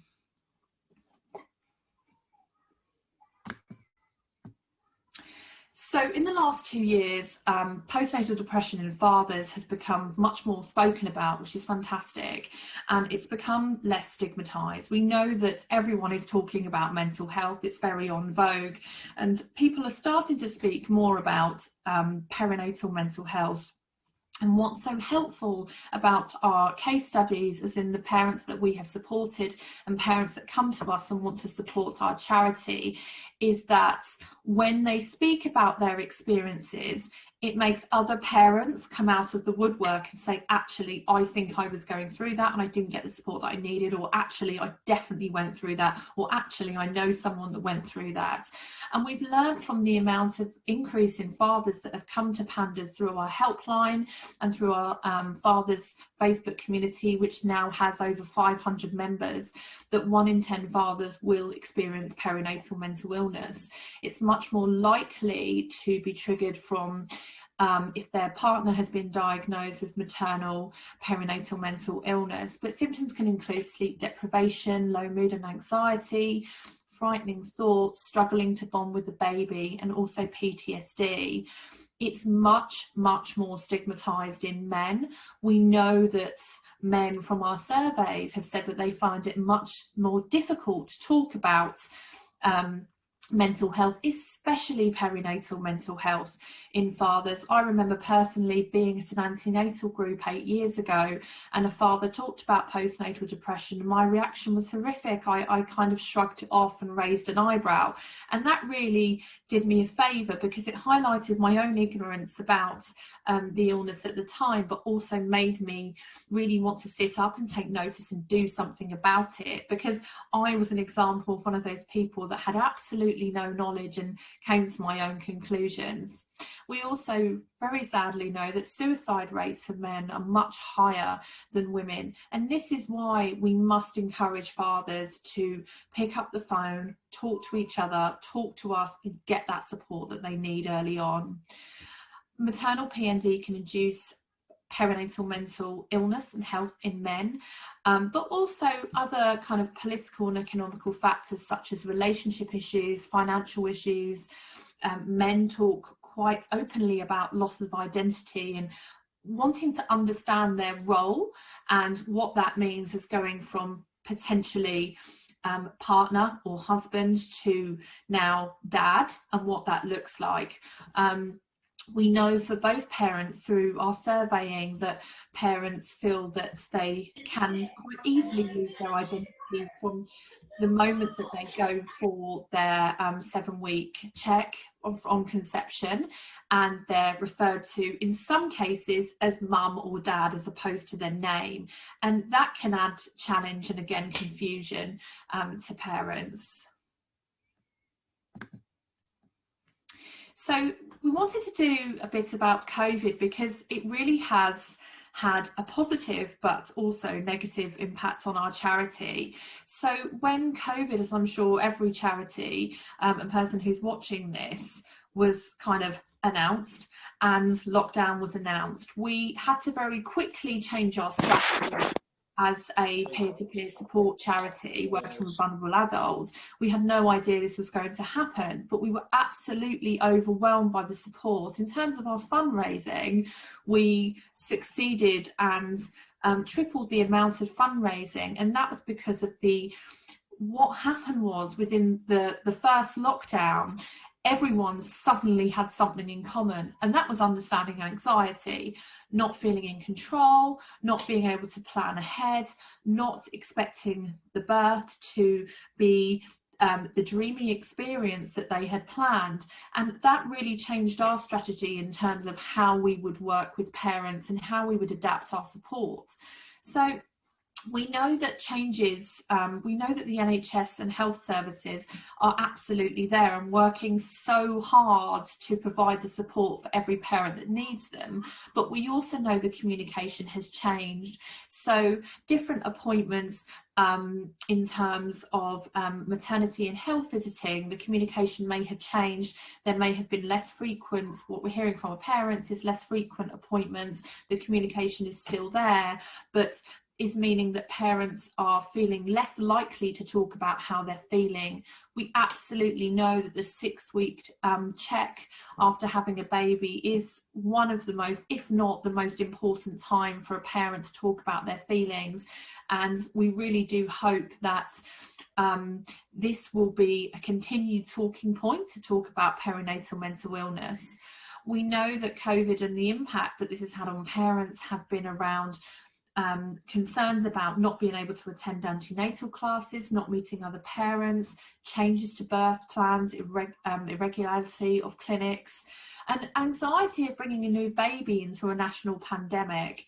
But we also know, we're asked a lot about this, does COVID make a parent have postnatal depression or perinatal mental illness? Well, actually not.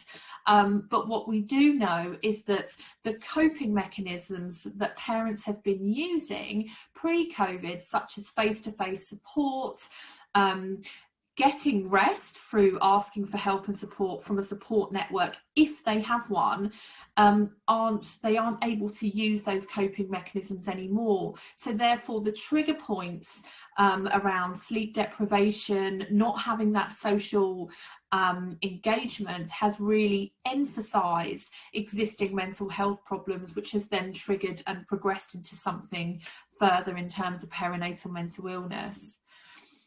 PANDAS, we've seen since last January a 240% increase in demand for our calls.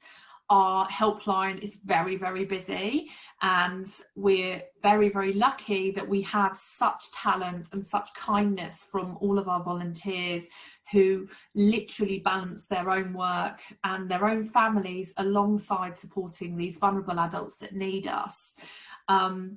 But we've also seen 140% increase in demand for our email service since January last year too. So in terms of PANDAS and our direction, we can absolutely meet the needs of every parent and their networks that need us and know about us, but we want to try and bring a cultural change to attitudes and support plans for both men and women experiencing perinatal mental illness. So we are actively working, we have a clinical advisory board with the most amazing women, from psychotherapists through to obstetricians and surgeons. We're very, very lucky again. And we're actively working on anti-racist campaigns due to the recent research around maternal death with Black women. So we're doing lots of training around ethnic communities. We're also looking at LGBT communities and birth rights within that, and further on down the line we'll also be looking more into special educational needs and adults with learning disabilities. We want to also, we offer training, and pre-COVID again we would come into universities and talk about our services and talk about potentially how we can work together going forward, but we want to support conversations with employers and families from conception through to birth and beyond for both parents. We absolutely are committed to supporting every parent, but we're trying to, at the moment, get the recognition from the government because our services have changed. We are not now just focusing on perinatal mental illness, we're focusing on so many other issues that parents are having as a result of COVID and the increasing pressures around family life. So our contact details are via our website, which is pandasfoundation.org.uk. Happy to take any questions now, or of course I can connect with anyone afterwards. So thank you so much for listening.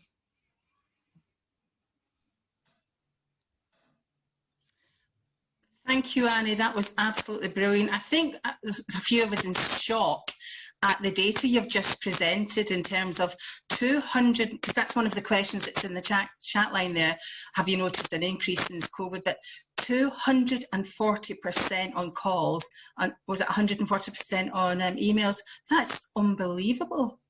It is unbelievable. But the thing is that from my perspective, that data really helps, because what this pandemic has done is really forced parents to talk about how they feel and come to us to ask for support. And we're not finger pointing and saying that they're being let down or that they're not able to access the services, because we know they're not. It's not a criticism, it's a fact. But what we are saying is we're demonstrating the absolute fundamental need for parents' perinatal mental health to be really taken seriously. Okay, thank you for that. Now, some comments here. Thank you, Anna. I love the way it is recognised that perinatal mental illness exists on a spectrum. You don't have a formal diagnosis to be experiencing the distress associated with symptoms. Thank you, Annie. Such an invaluable service this organisation is providing, especially in such challenging times at present, which is brilliant. Really informative. Lots of thanks. I've got a couple of questions. It moves so fast, this. It's really difficult to keep up with. So here we go. Yeah, really obviously stimulated a lot of thought and people, you know, lots of questions. Do you have any resources on the website specifically designed for HCPs, healthcare professionals, supporting women going through mental health problems? Sorry, can you repeat that? Do we have any resources? Yeah, for healthcare professionals, to help healthcare professionals to support women who have got mental health problems. So I think it's looking for something that they can pull off and read and learn and you know, support them to help women. Yeah, of course. So it's all free. If you go to our website, you can go to, I can't remember what the tab's called. It's something like our support, commitment, resources. But you can also email us directly and we can send you the packs through. But yeah, absolutely. Okay, that's lovely. Annie, do you find that couples that have had fertility treatment are any more at risk of PTSD and PND? I don't have any statistical information on that, but from my knowledge of being with the foundation for 7 years, I would hesitate to say probably not, because we have found that when we have had couples that, for example, have gone through trauma such as cancer like myself, or surrogacy or IVF, or have lost a baby, have in most circumstances where parents we have spoken to have had some support already, so they are potentially more prepared. I'm not saying that they're more supported and less vulnerable, because everyone is absolutely vulnerable to suffering with PTSD, but no, in my experience I haven't seen that. But we would have to look at the data to really give you a professional answer on that. Yeah, that's understandable. Yeah, thanks for that, Annie.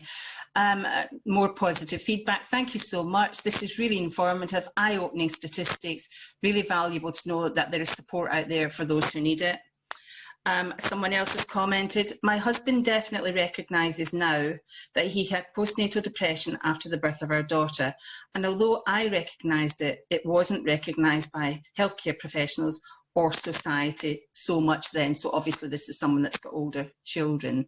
And I think that's true, because being an older midwife and at the other end of my career to some of the student midwives and midwives out there, it just wasn't talked about. It just was something, you know, oh, for goodness sake, you know, why are you feeling low, you know, behave yourself, and really not nice, not helpful supports. And I think Pete Walroth, I've heard Pete this morning, is really big on perinatal mental health for dads as well as for women, and obviously other partners as well. So I think we have come an awful long way, haven't we? And with a charity and group like yours, it's going to get even better, I think, for hopefully for people out there. Thank you. That's kind of you to say, and I think that this is why we kind of don't use celebrities, because we're so proud in a non-patronising way to the volunteers that come to us have either gone through perinatal mental illness themselves and they want to give something back, or they're working really hard to get people to speak about it. So any opportunity we get to speak about it, we're absolutely there and encourage everyone to talk about it. And it can be humiliating and it can be embarrassing and soul destroying, but actually it's really empowering for everyone else. And we hope that we can give those parents that self-esteem when they've discussed their journeys, if and when they choose to as well. Thank you. Can people from Northern Ireland access the service? I guess really we should widen that question and say, is it a UK organisation? And I'm really sorry, somebody's got a a bit of noise in the background. So I'll repeat that in case that put you off. Someone's asking, can Northern Ireland people access the website? And I'm adding on to that, well, actually, is it a UK? Can the 4 countries access help from help from PANDAS? Okay, so excuse me, it's fully inclusive. Everyone, you can be on the moon and contact our services if you can get the Wi-Fi, but the helpline would be chargeable from Northern Ireland, but you can absolutely contact the email support service and all of our other channels as well. Thank you.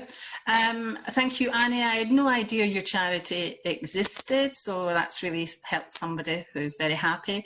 Another wee question here, would the helpline be open to those who are struggling with their mental health following an early miscarriage? Yes, absolutely. And we are seeing an increase in parents coming to us with that bereavement. And we do, of course, encourage parents to talk to bereavement charities, but absolutely perinatal mental illness isn't discriminatory for whatever your experience is. So yes, completely. I also meant to say, if I can just quickly, if any midwives or services want leaflets, we have thousands sitting here, so if anyone wants anything in paper form, please let me know and I can get them sent out to you. So would they contact you? How would they contact you? Is it via the website to get those leaflets? Can I put my email address on the group chat? Yes, that's fine. As long as you're happy, that's fine. You'll get inundated though, because they're very keen and enthusiastic, these wonderful midwives and student midwives. So yeah. Brilliant. Look at this. Yes, please. Wonderful. Thank you. Yes, please. Yes, please. So yeah, if you pop that, your email, that'd be wonderful. So I think that's fantastic. We're actually a wee bit ahead. I can't see any more questions at the minute. I'm actually going to ask Steph, because my little chat thing's frozen a wee bit. Steph, can you see any more questions? I can't, no, but just to help Annie with, in terms of email address, I have added a link now to the conference page for you to provide feedback. There is also a question on there to say, are you willing for the charities to receive your email address? And then everyone who's attended today can provide you with relevant materials or information that might be useful from today. And it won't be used to bombard you with lots of rubbish. It'll be used specifically about what's happened today. So if you do agree to that, it means that people have got an easy contact and I can share that with permission to them people. So just to help everyone out. Thank you. Thank you. I think there's one question just come in. Is the service for perinatal mental health only up to 1 year post-birth? No, I should have said that, and it should be in the presentation. So the official guidelines are conception through to 1 year postpartum. We don't have a cut-off date. You could have a 35-year-old and call us. We are not going to turn anyone away in terms of how they feel. Everyone's feelings are valid. So we are open to all, absolutely. That's just absolutely lovely. Thank you. That's lovely. Brilliant. Thank you. The charity is fantastic. Lots of thank yous coming in. Your charity sounds so inclusive. How can we join? Oh, there we go. How can we join to volunteer? How fab is that? I have some bad news. That is an amazing question, but we have a waiting list of 65. But you can email me and I can see what we can do, basically. Yeah, so yeah, that would be fine. And then as soon as we do have opportunities, then do let me know.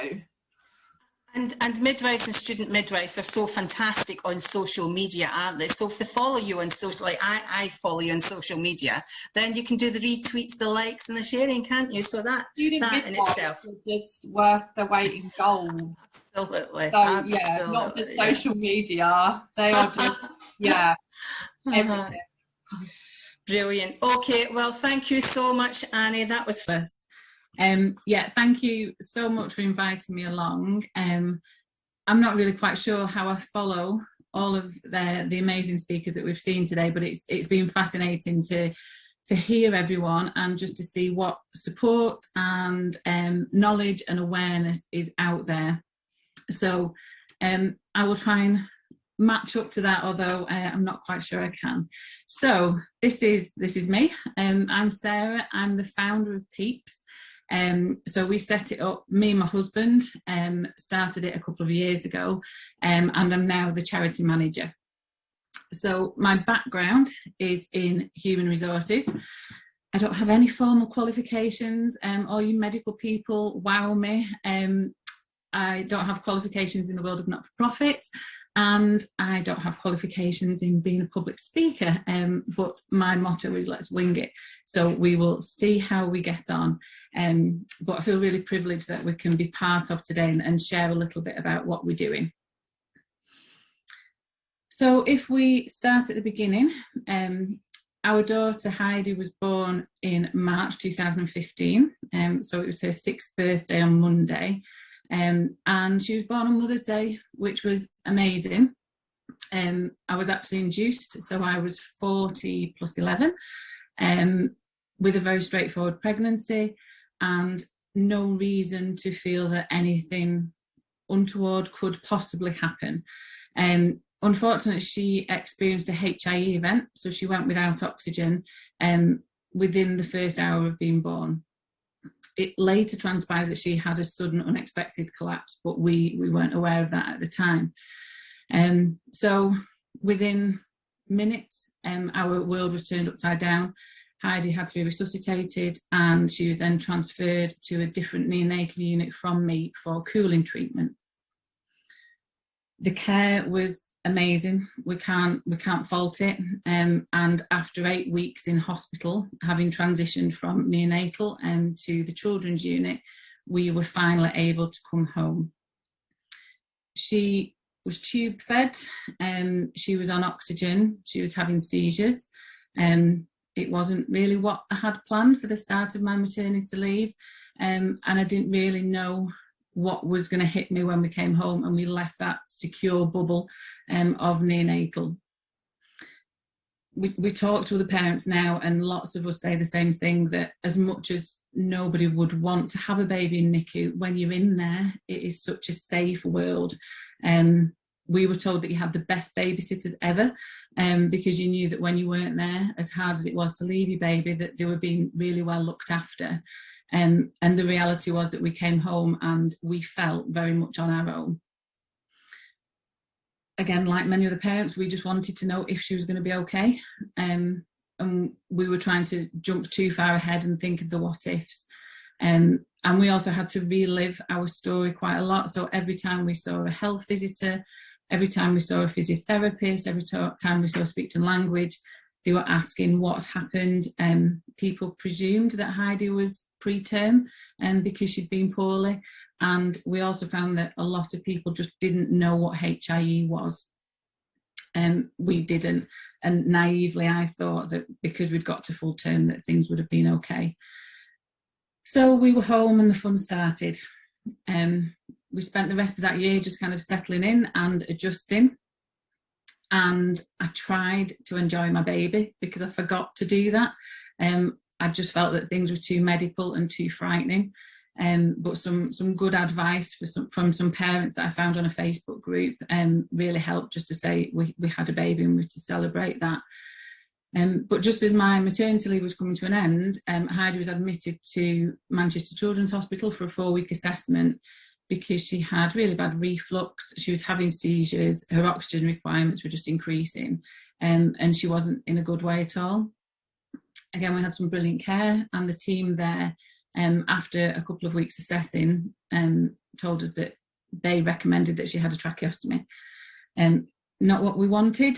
I was terrified that they were going to say that, and when we asked if she was going to have one, when might it be, they actually said that we had an appointment tomorrow. So we had the most anxious 24 hours just waiting and deciding and talking and crying to see what decision we should make. We made the decision to go ahead with the tracheostomy, and it was an absolute game changer for us. We saw lots of unexpected positives from it. She didn't need oxygen, her seizures stopped, her reflux stopped, and after 12, 13 months, we got our first smiles from her, which were absolutely amazing. So things kind of settled down a little bit. I had to get over being squeamish. I had to learn how to do tracheostomy care, feeding tubes, various things. But we were in a fortunate place in that we were okay. Our okay was very different to what we thought it might have been, but we were okay. So as our network of friends and families in similar circumstances grew, again, thanks to Facebook, I found a closed parents group, which was an absolute lifeline. We realised that we weren't on our own, and we also realised that there was a huge gap in terms of the awareness and support around HIE specifically. And we're a pair of fidgets, my husband and I, so after lots of planning and talking, we had some really good support locally, and we set up a charity. And it was the first one in the UK to be dedicated to those affected by HIE. And the name PEEPS comes from a nickname that a friend gave to Heidi in NICU. She was called Heidi PEEPS. So we just wanted to keep that little link in to our main girl. So we became a registered charity in 2018. And we're really trying to grow. So I appreciate that lots of you might not have heard of us, which is why today's so important to get the word out there. As we kind of started to research and look into things, we were quite surprised by some of the facts and figures around HIE, in that around 3% of all NICU admissions are due to a HIE event, and yet we found, and again from talking to other families, that it's not really discussed in antenatal classes. We didn't discuss it with a midwife. We didn't know what the possibilities were. And again, from seeing other talks today, we fully understand we don't want to scare new parents, but having some knowledge can be so valuable. Being aware of what to look out for, but also when things do happen that are unexpected and when plans change, knowing that there is the right support out there for you rather than having to go and look for it. I Googled things against the advice of all the doctors and nurses, and we want to be able to have that information readily available. Again, we wish we weren't needed. We wish HIE didn't happen, but we know that it does, and I know that you're more aware than any of us. So with it affecting around 3 to 4 babies in every 1,000, we were surprised that there wasn't already a charity dedicated to it, and we wanted to change that. What we have learned is that the outcome of HIE can vary greatly. So Heidi, for example, is on the severe end in terms of her needs, because the injury to her brain was so severe. She's non-mobile, she's non-verbal, she still has the sass, she still enjoys life, but she's fully tube fed, she's on lots of medications, and there's lots of extras. Some babies come away unaffected. Some might have mild learning difficulties, some might have epilepsy, some babies sadly don't come home. And what we have realised is that the outcome doesn't necessarily have a direct link to the impact on the family. So we don't judge, we want to support anybody who's been touched by HIE. A lot of parents who their child thankfully isn't affected, they have feelings of guilt, they have feelings of trauma, they go through the what ifs, they might be scared of other pregnancies. And again, we just want to support as much as we can those people who might need us. And there might be different times, there might be different triggers. Again, things that have been discussed in previous groups today. So some of the words that families have told us describe the experience of HIE. It's scary, it's traumatic, it's emotional, it's not planned. These events, whether it's placenta abruption, shoulder dystocia, cord, there's a whole range of things that can cause the event. It's unexpected, and that can make it very, very difficult for parents to deal with. And a lot of the time there's guilt, there's blame, and they think that they could or should have done something differently. So we're here dedicated to supporting those affected and also raising awareness. So a couple of things that we offer. Because we're small, we are lucky in that we're not restricted. So if people come forward with other suggestions, we can look at moving quite quickly on things, and we know that there's lots of great support out there already, and we also know that we don't get things spot on first time, so we are learning as we go along. But our main groups of support are in terms of emotional, practical and financial. Again, it won't be a surprise to say that emotional support is at the top of our agenda at the minute. Mental health, not just for parents, but also, I think as Bob said before, for grandparents, for siblings, family members, for friends.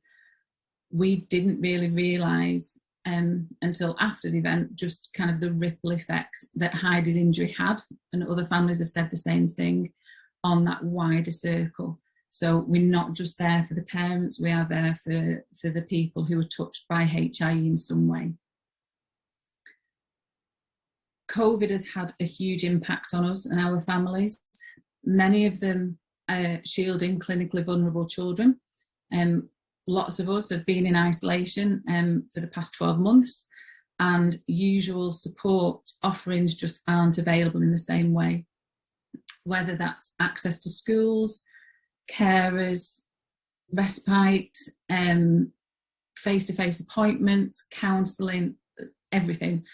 As we know and has impacted lots of people, it's just not how it used to be. Even meeting up for a friend to have a coffee, to offload, hasn't been possible. So very similar to PANDAS, we have seen a huge increase in the number of people who've reached out to us for some kind of support.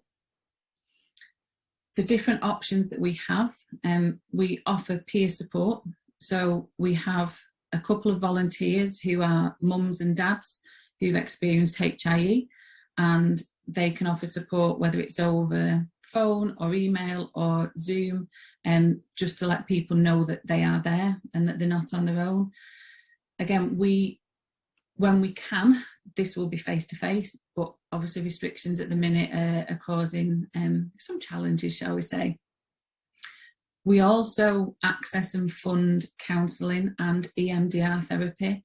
So EMDR has proved to be really beneficial for people who've experienced trauma, and at the moment that offering is online and via telephone calls, which we were unsure of at the beginning. We didn't know whether that would work, but we've actually had some really good feedback. For some families, it's actually better because it means they're not having to leave home. If they have got children with additional needs, they're not trying to juggle family, and sometimes it can be stressful. People can have anxiety leaving the children. So having that phone call option in the home at a convenient time has worked really, really well. As soon as it's safe to do so, though, we will be supporting with face-to-face counselling with people who are local to the area. And again, it really seems to vary as to what support is available through the NHS, and we get that resources are so stretched at the minute because so many people are having difficult times, and we're very fortunate that we can fund the counselling and therapy and we can get the help there really quickly. So usually once someone has referred to us and asked for the support, we can get something set up within the week.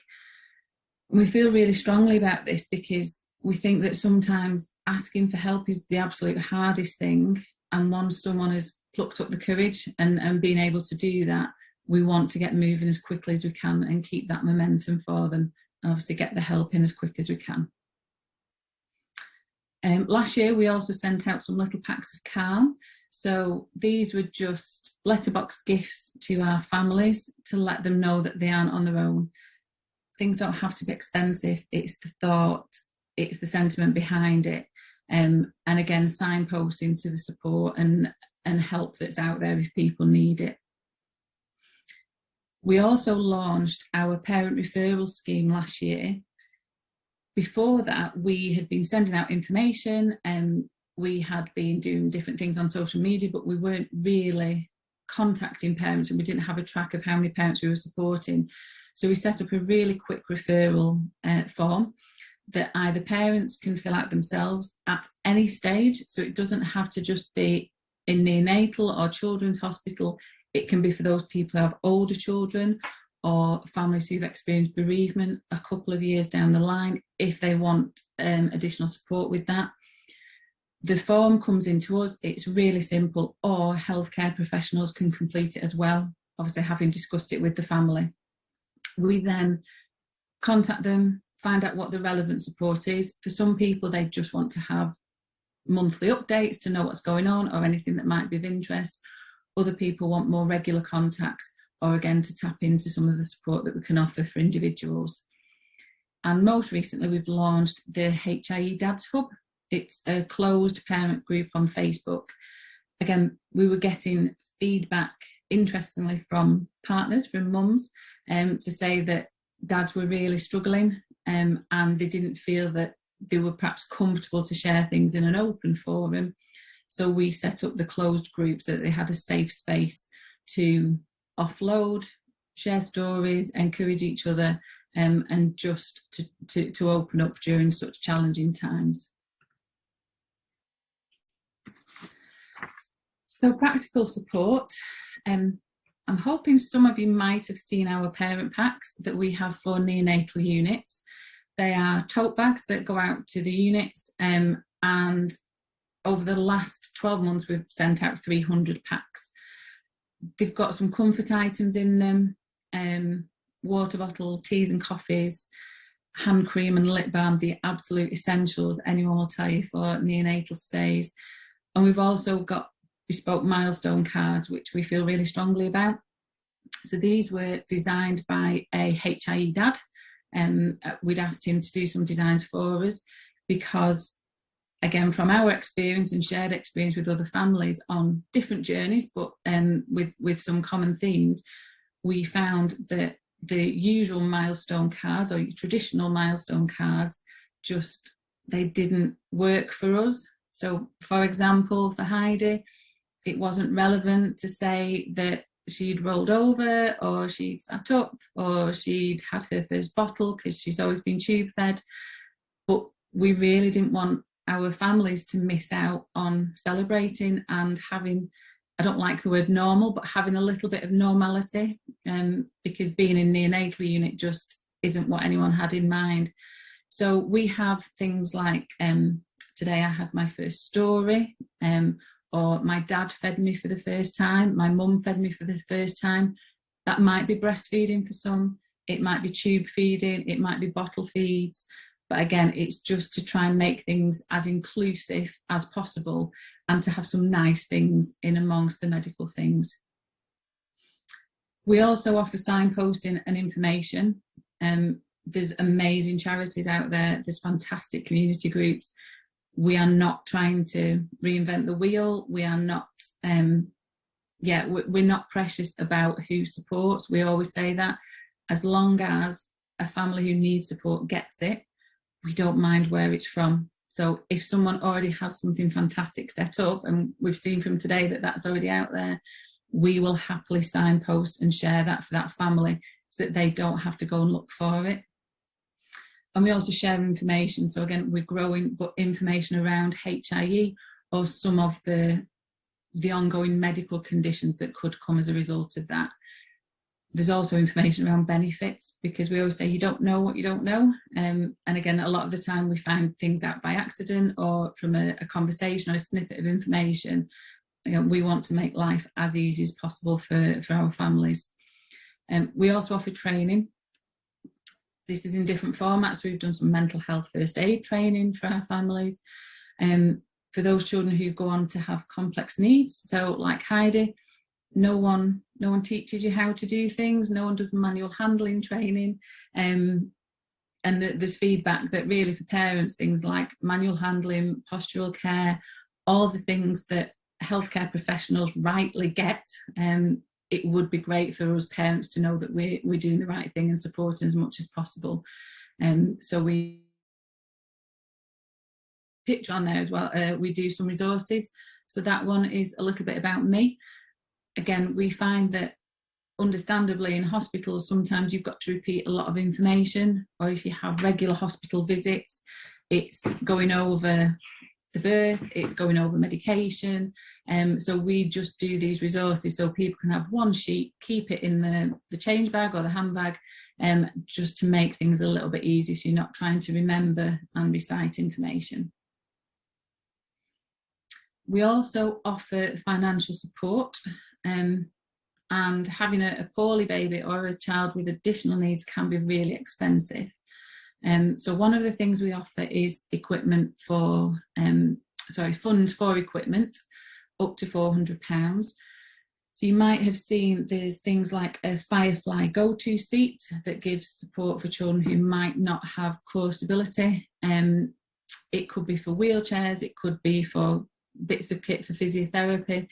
If it can't be provided on the NHS, and again, things really vary different, massively from area to area, we want to make things as easy as possible for families.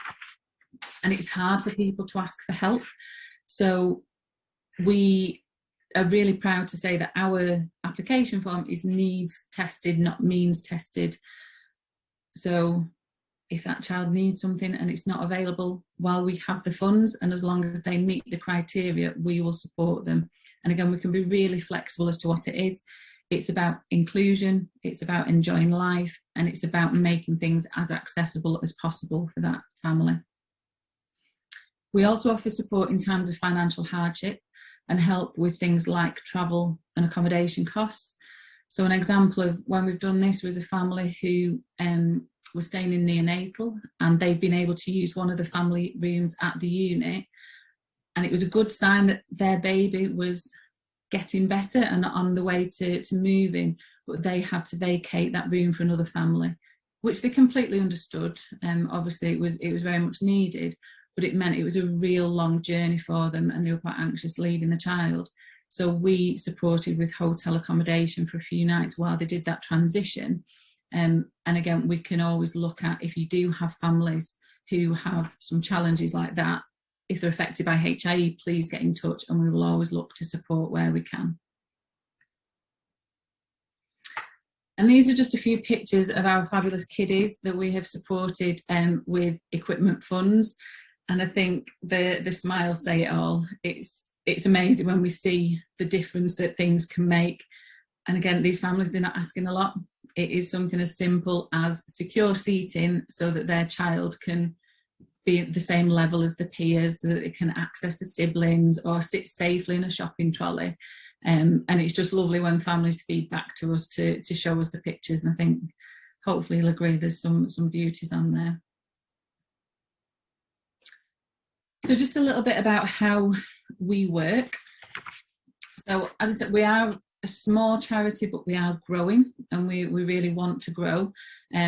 It's very much started me and my husband, but that team is expanding now, and our trustees are all people who have been touched by HIE, and that's really important to us.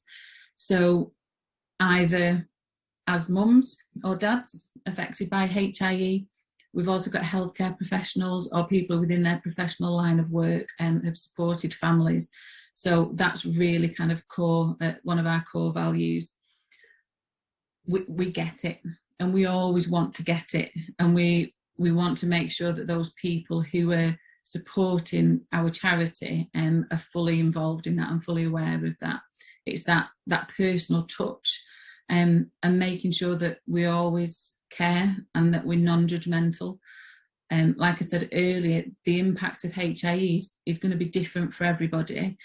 I think it's sometimes a bit overused to say people's journeys, but that is what it is. And the journeys can be so different, but we have that common theme, and it's really respecting that is going to be different for everybody, but we can still support and we can still help people. We always say that the outcomes don't define the impact, and it's really important for us to remember that.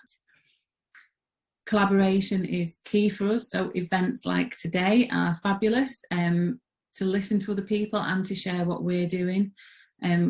We're also fortunate we've recently gone into partnership with the Northwest Neonatal ODM, which is brilliant, and we've also supported with the BAPN framework on cooling. We're involved in different cooling study groups because obviously a lot of HIE babies have cooling therapy. We're invited along to the Maternity Voices Advisory Group through NHS Resolution, and that's key for us because it's giving us a voice for our families and feeding back on what could be improved, and also looking at what works well and sharing that, and everybody can, we're all learning from that as well. Our supporters, we are so thankful for them, and we really couldn't do any of this without them. So whether it's people who like us and tweet with us on social media, and I've seen a few new followers today, which is brilliant, so hopefully you will stick with us. Whether it's people who volunteer, whether it's people who share ideas, we really are fortunate because we rely solely on our supporters, and we value them more than we could ever say. We're about awareness as well. So it's not just supporting our families, but it's also getting the awareness out there to try and remove some of that unknown element around HIE. I think in your worlds as medical professionals, it will be known, but for a lot of us, it's not heard of until it actually happens. And again, we can't necessarily change that, and we don't have a magic wand to take away HIE. But that little bit of knowledge, like I said before, just to allay some of those fears, and then to get support there as quickly as possible if or when it's needed. So we've also built focus groups so that we can get feedback from our families as to what works well, what they'd like to see, and that's how we're learning and growing as well. And a key element for all the charities, which is a real struggle and a difficult one to talk about, is raising funds. So people are incredibly generous. We understand it's really difficult times for fundraising. You know, lots of people are furloughed, or there's job insecurity, or just extra challenges that the pandemic's brought. So we're very thankful for the donations that we receive. And we've recently had a significant lottery fund to support our mental health programme, and again that's key, just to make sure that we can carry on and provide as much support as possible. So our aim for the future, we are a UK-wide charity. We really want to get our parent packs into all the NICUs so that anybody who's touched by HIE can have access to the support. Again, people might not want it, people might put it in a drawer, people might come back to it 6-12 months later. It's just knowing that if they do need it, they know exactly where to go for it. And we want to help you support your HIE families, because in hospitals it's such a safe environment, and that's where people are in that bubble and they're really well looked after. But when they come away from that, that's when people say that's when the scariness really kicks in. So we want to make sure that we can help you support those families, and then hold those families as they go on through their journey. We also want to develop and grow relationships with wider healthcare community, so health visitors, physiotherapists, GPs, so any of the touch points in terms of HIE, we want to have the awareness and the support available there. And of course, we want to reach more families. Families might have older children, they might not necessarily be Googling, they might not look online as much as you do in those early days when you're frantically in the middle of the night trying to find things out. So we want to reach as many people as possible. And again, if any support's needed, we want to be there to help people. And we really feel that we can make a difference. Of course, don't take our word from it. Here is some of the feedback that we'd had from our families. When we first started, we weren't really sure if we were needed or if there was someone else already doing the dedicated charity for HIE. But the feedback that we've had has really encouraged us to carry on with what we're doing. It is a little bit blowing our own trumpet, sorry. But we only want to do what our families need, so their feedback is invaluable, and we are open to ideas from everybody. So if you see something today or if we've missed something, please do let us know.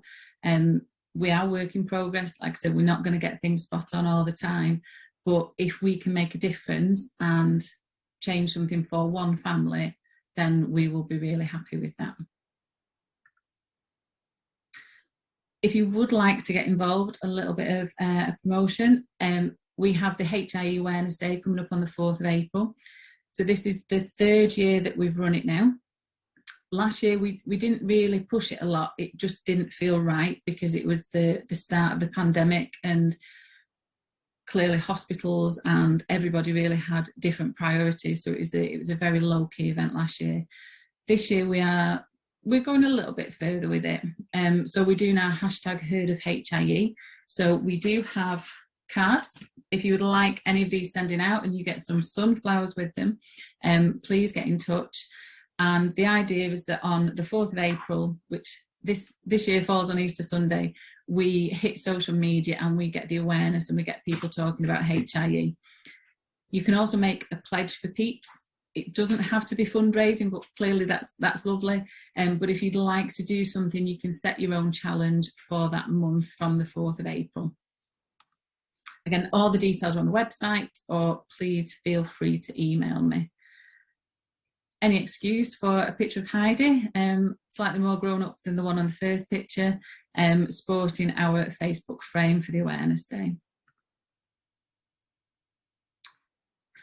And there are contact details, so please do feel free to get in touch with any questions or suggestions, or if you come into contact with any families affected by HIE, please get in touch and we will help you support in any way we can.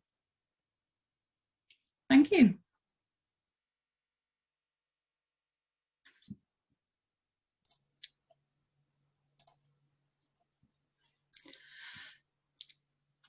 Wow, I'm just taking a minute because I have to say that was absolutely brilliant, and it really has moved me to a lump in my throat, tears in my eyes, goosebumps and everything. You name it, I've got it at this. Sarah, you said you were winging it. Yeah. If that's winging it, my God, if you'd done it for years and years beforehand, I'd get it, but you've only just started. That is just unbelievable work that you're doing. Thank you so much for bringing this here today. And Heidi, what a darling, what a weed. And I'm lost for words. I'm really sorry, but also the fact you finished off by saying that you're open to ideas, and have you missed anything? For goodness sake, what could you have missed? That was just unbelievable. The comments are coming in hard and fast, and there's not a chance of me catching up. Just wait till you read them. Just you wait. Read a few out, Jackie. Yeah, I'm just a little bit. Yeah, please, thank you. Okay, so we've got a few questions for you, Sarah. Okay. So I'm just scrolling up a little bit for you to make this a bit easier. We did have, do you have any flyers to advertise on the unit? Yeah, absolutely.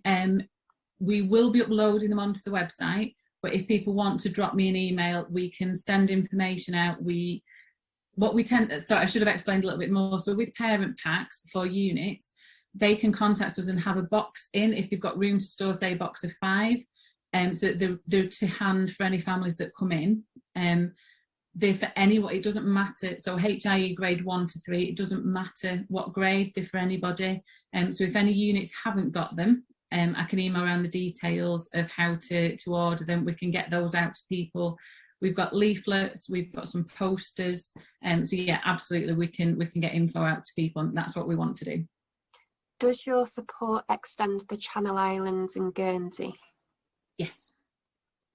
There you go, nice simple one there. Yeah. Someone else has said, do they know why HIE occurs? Is there any way to prevent this?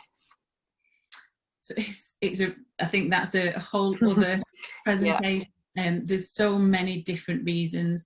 Some cases are avoidable.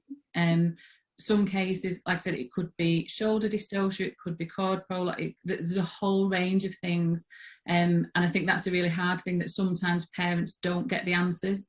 Sometimes they are just told it's one of those things. And yeah, there's a whole range of causes, which makes it really difficult. So there isn't a test or anything like that you can do for HIE.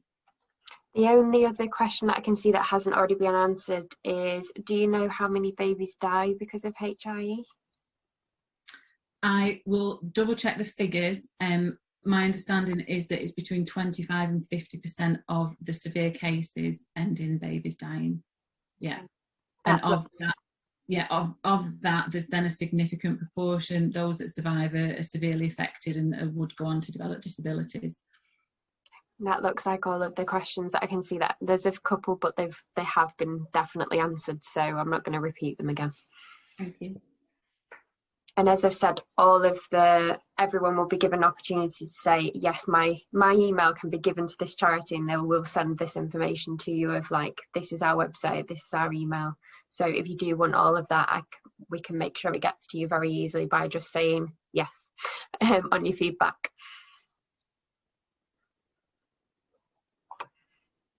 Jackie, you're on mute.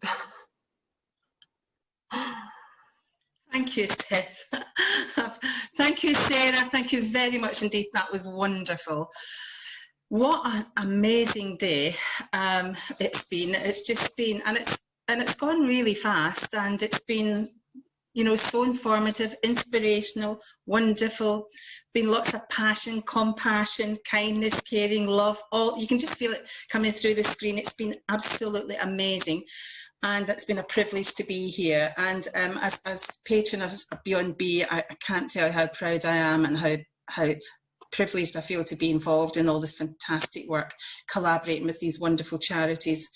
So I'm not going to sum up because we've heard so much and we're finishing a wee bit early, so we're going to take advantage of that. But it has been fantastic. The thank yous are on their way. So thank you to Sheena for co-chairing with me. It's been wonderful chairing with my buddy. And she's been sending little messages asking how it's all going. So she sends her love. Thank you so much to every single speaker. We know how hard it is to prepare for these events. It's even harder when you're doing it online with technology. We have had a few technological glitches, but we've managed to get through. Steph and Sheena are wonderful at technology, and they're in the background helping all the time. So that's been Steph all day and Sheena this morning. So the speakers have been amazing, and we've learned so much. Thank you to you, the delegates, all 700 plus of you. Without you, we cannot deliver events like this. And what you're now going to do, I'm going to ask you to do, is take what you have learned today back into the clinical setting. Talk about it, shout about it, share any of it, look at social media, share what's on social media, and just keep talking about the wonderful day and the wonderful work that's going on out there, and it will help you in your everyday work. It will help student midwives do their assignments, etc. So get out there and spread the word about what a wonderful day this is, and who knows, we might do another one next year. So looking at Steph, you never know. Don't forget to fill out your feedback form, because when you get your feedback form completed, that then will prompt a certificate. Am I right, Steph, that they'll get a certificate for the CPD, and for midwives that's so important for revalidation, so make sure you do that. A final thanks goes to the most amazing woman in the room or the virtual room today, and that is our Steph. And thinking about Bea as well, what a wonderful thing you're doing, what a wonderful charity in Bea's name, and bringing all of the other charities with all their stories together. Thank you, Steph. And also I must mention the trustees in the background, because they do fantastic work as well, and the fundraisers and donors and so on. So thank you. The thank yous are coming in hard and fast here. There's absolutely, you're going to be up all night reading these. You're going to be up all night, but well deserved. I'm just checking my wee checklist to make sure I haven't left anything out. And I don't think I have. So I want to thank all of you. Give yourselves a round of applause. Give the speakers a round of applause, Sheena and Steph. And we will see you again sometime soon. Lots and lots of love from Beyond Bea. Take care. And I don't need to say safe journey home, because you're all at home or somewhere near home. So Steph, I'll give you the final word. I'll give you the final. Bye everybody, and lots of love. Just a very quick one. Thank you so much to Jackie and Sheena for hosting, and for everyone who's been here today, because I know it's a challenge and I know it can be quite hard, and I'm very, very used to doing this now, but it's something that is very new to a lot of people, and it can be quite challenging to just speak to a screen, so it's a bit strange. And we had over 900 people sign up for today, which is incredible. It's our biggest event, and I can confirm it is happening next year. So we have decided we're going to do it again. I've already written everything up, ready to go. So we will be going ahead again next year. So look out for things on social media. I've added a link for feedback into the comments. If you don't get that, it's just the conference page in the same place that you booked. So you can also go on there. It's on our Instagram bio link as well, so you can go there. You will receive a certificate within 2 weeks if you complete that feedback. And please say yes to sharing information with the charities, because it means they can send you more information. Also, we've recorded today. Everything's been recorded. There's going to be a bit of editing that needs to happen. Once that edit is done and we have it available, we'll advertise it on our social media to say it's available. So just bear that in mind. If you've missed things, I know a few people did. Some people have had Wi-Fi issues. People haven't been able to come, so it will be there. And please, please, please, if you can, please donate. So we've made a link for everyone, so every penny that goes into that will be shared equally between everyone who's come today. So every charity will get an equal amount of a donation from that. So even if I'd like to hit £1,000, because it means every charity gets £100, and considering how many people we've had booked, it's not very much between you all. It's about £1. So if you can all do that, that would be incredible. And obviously just go on to look at them more, research and utilise that information and advocate for the people in your care. And I hope it's been beneficial. So thank you all so much, and have a lovely Saturday evening, and hopefully you have something nice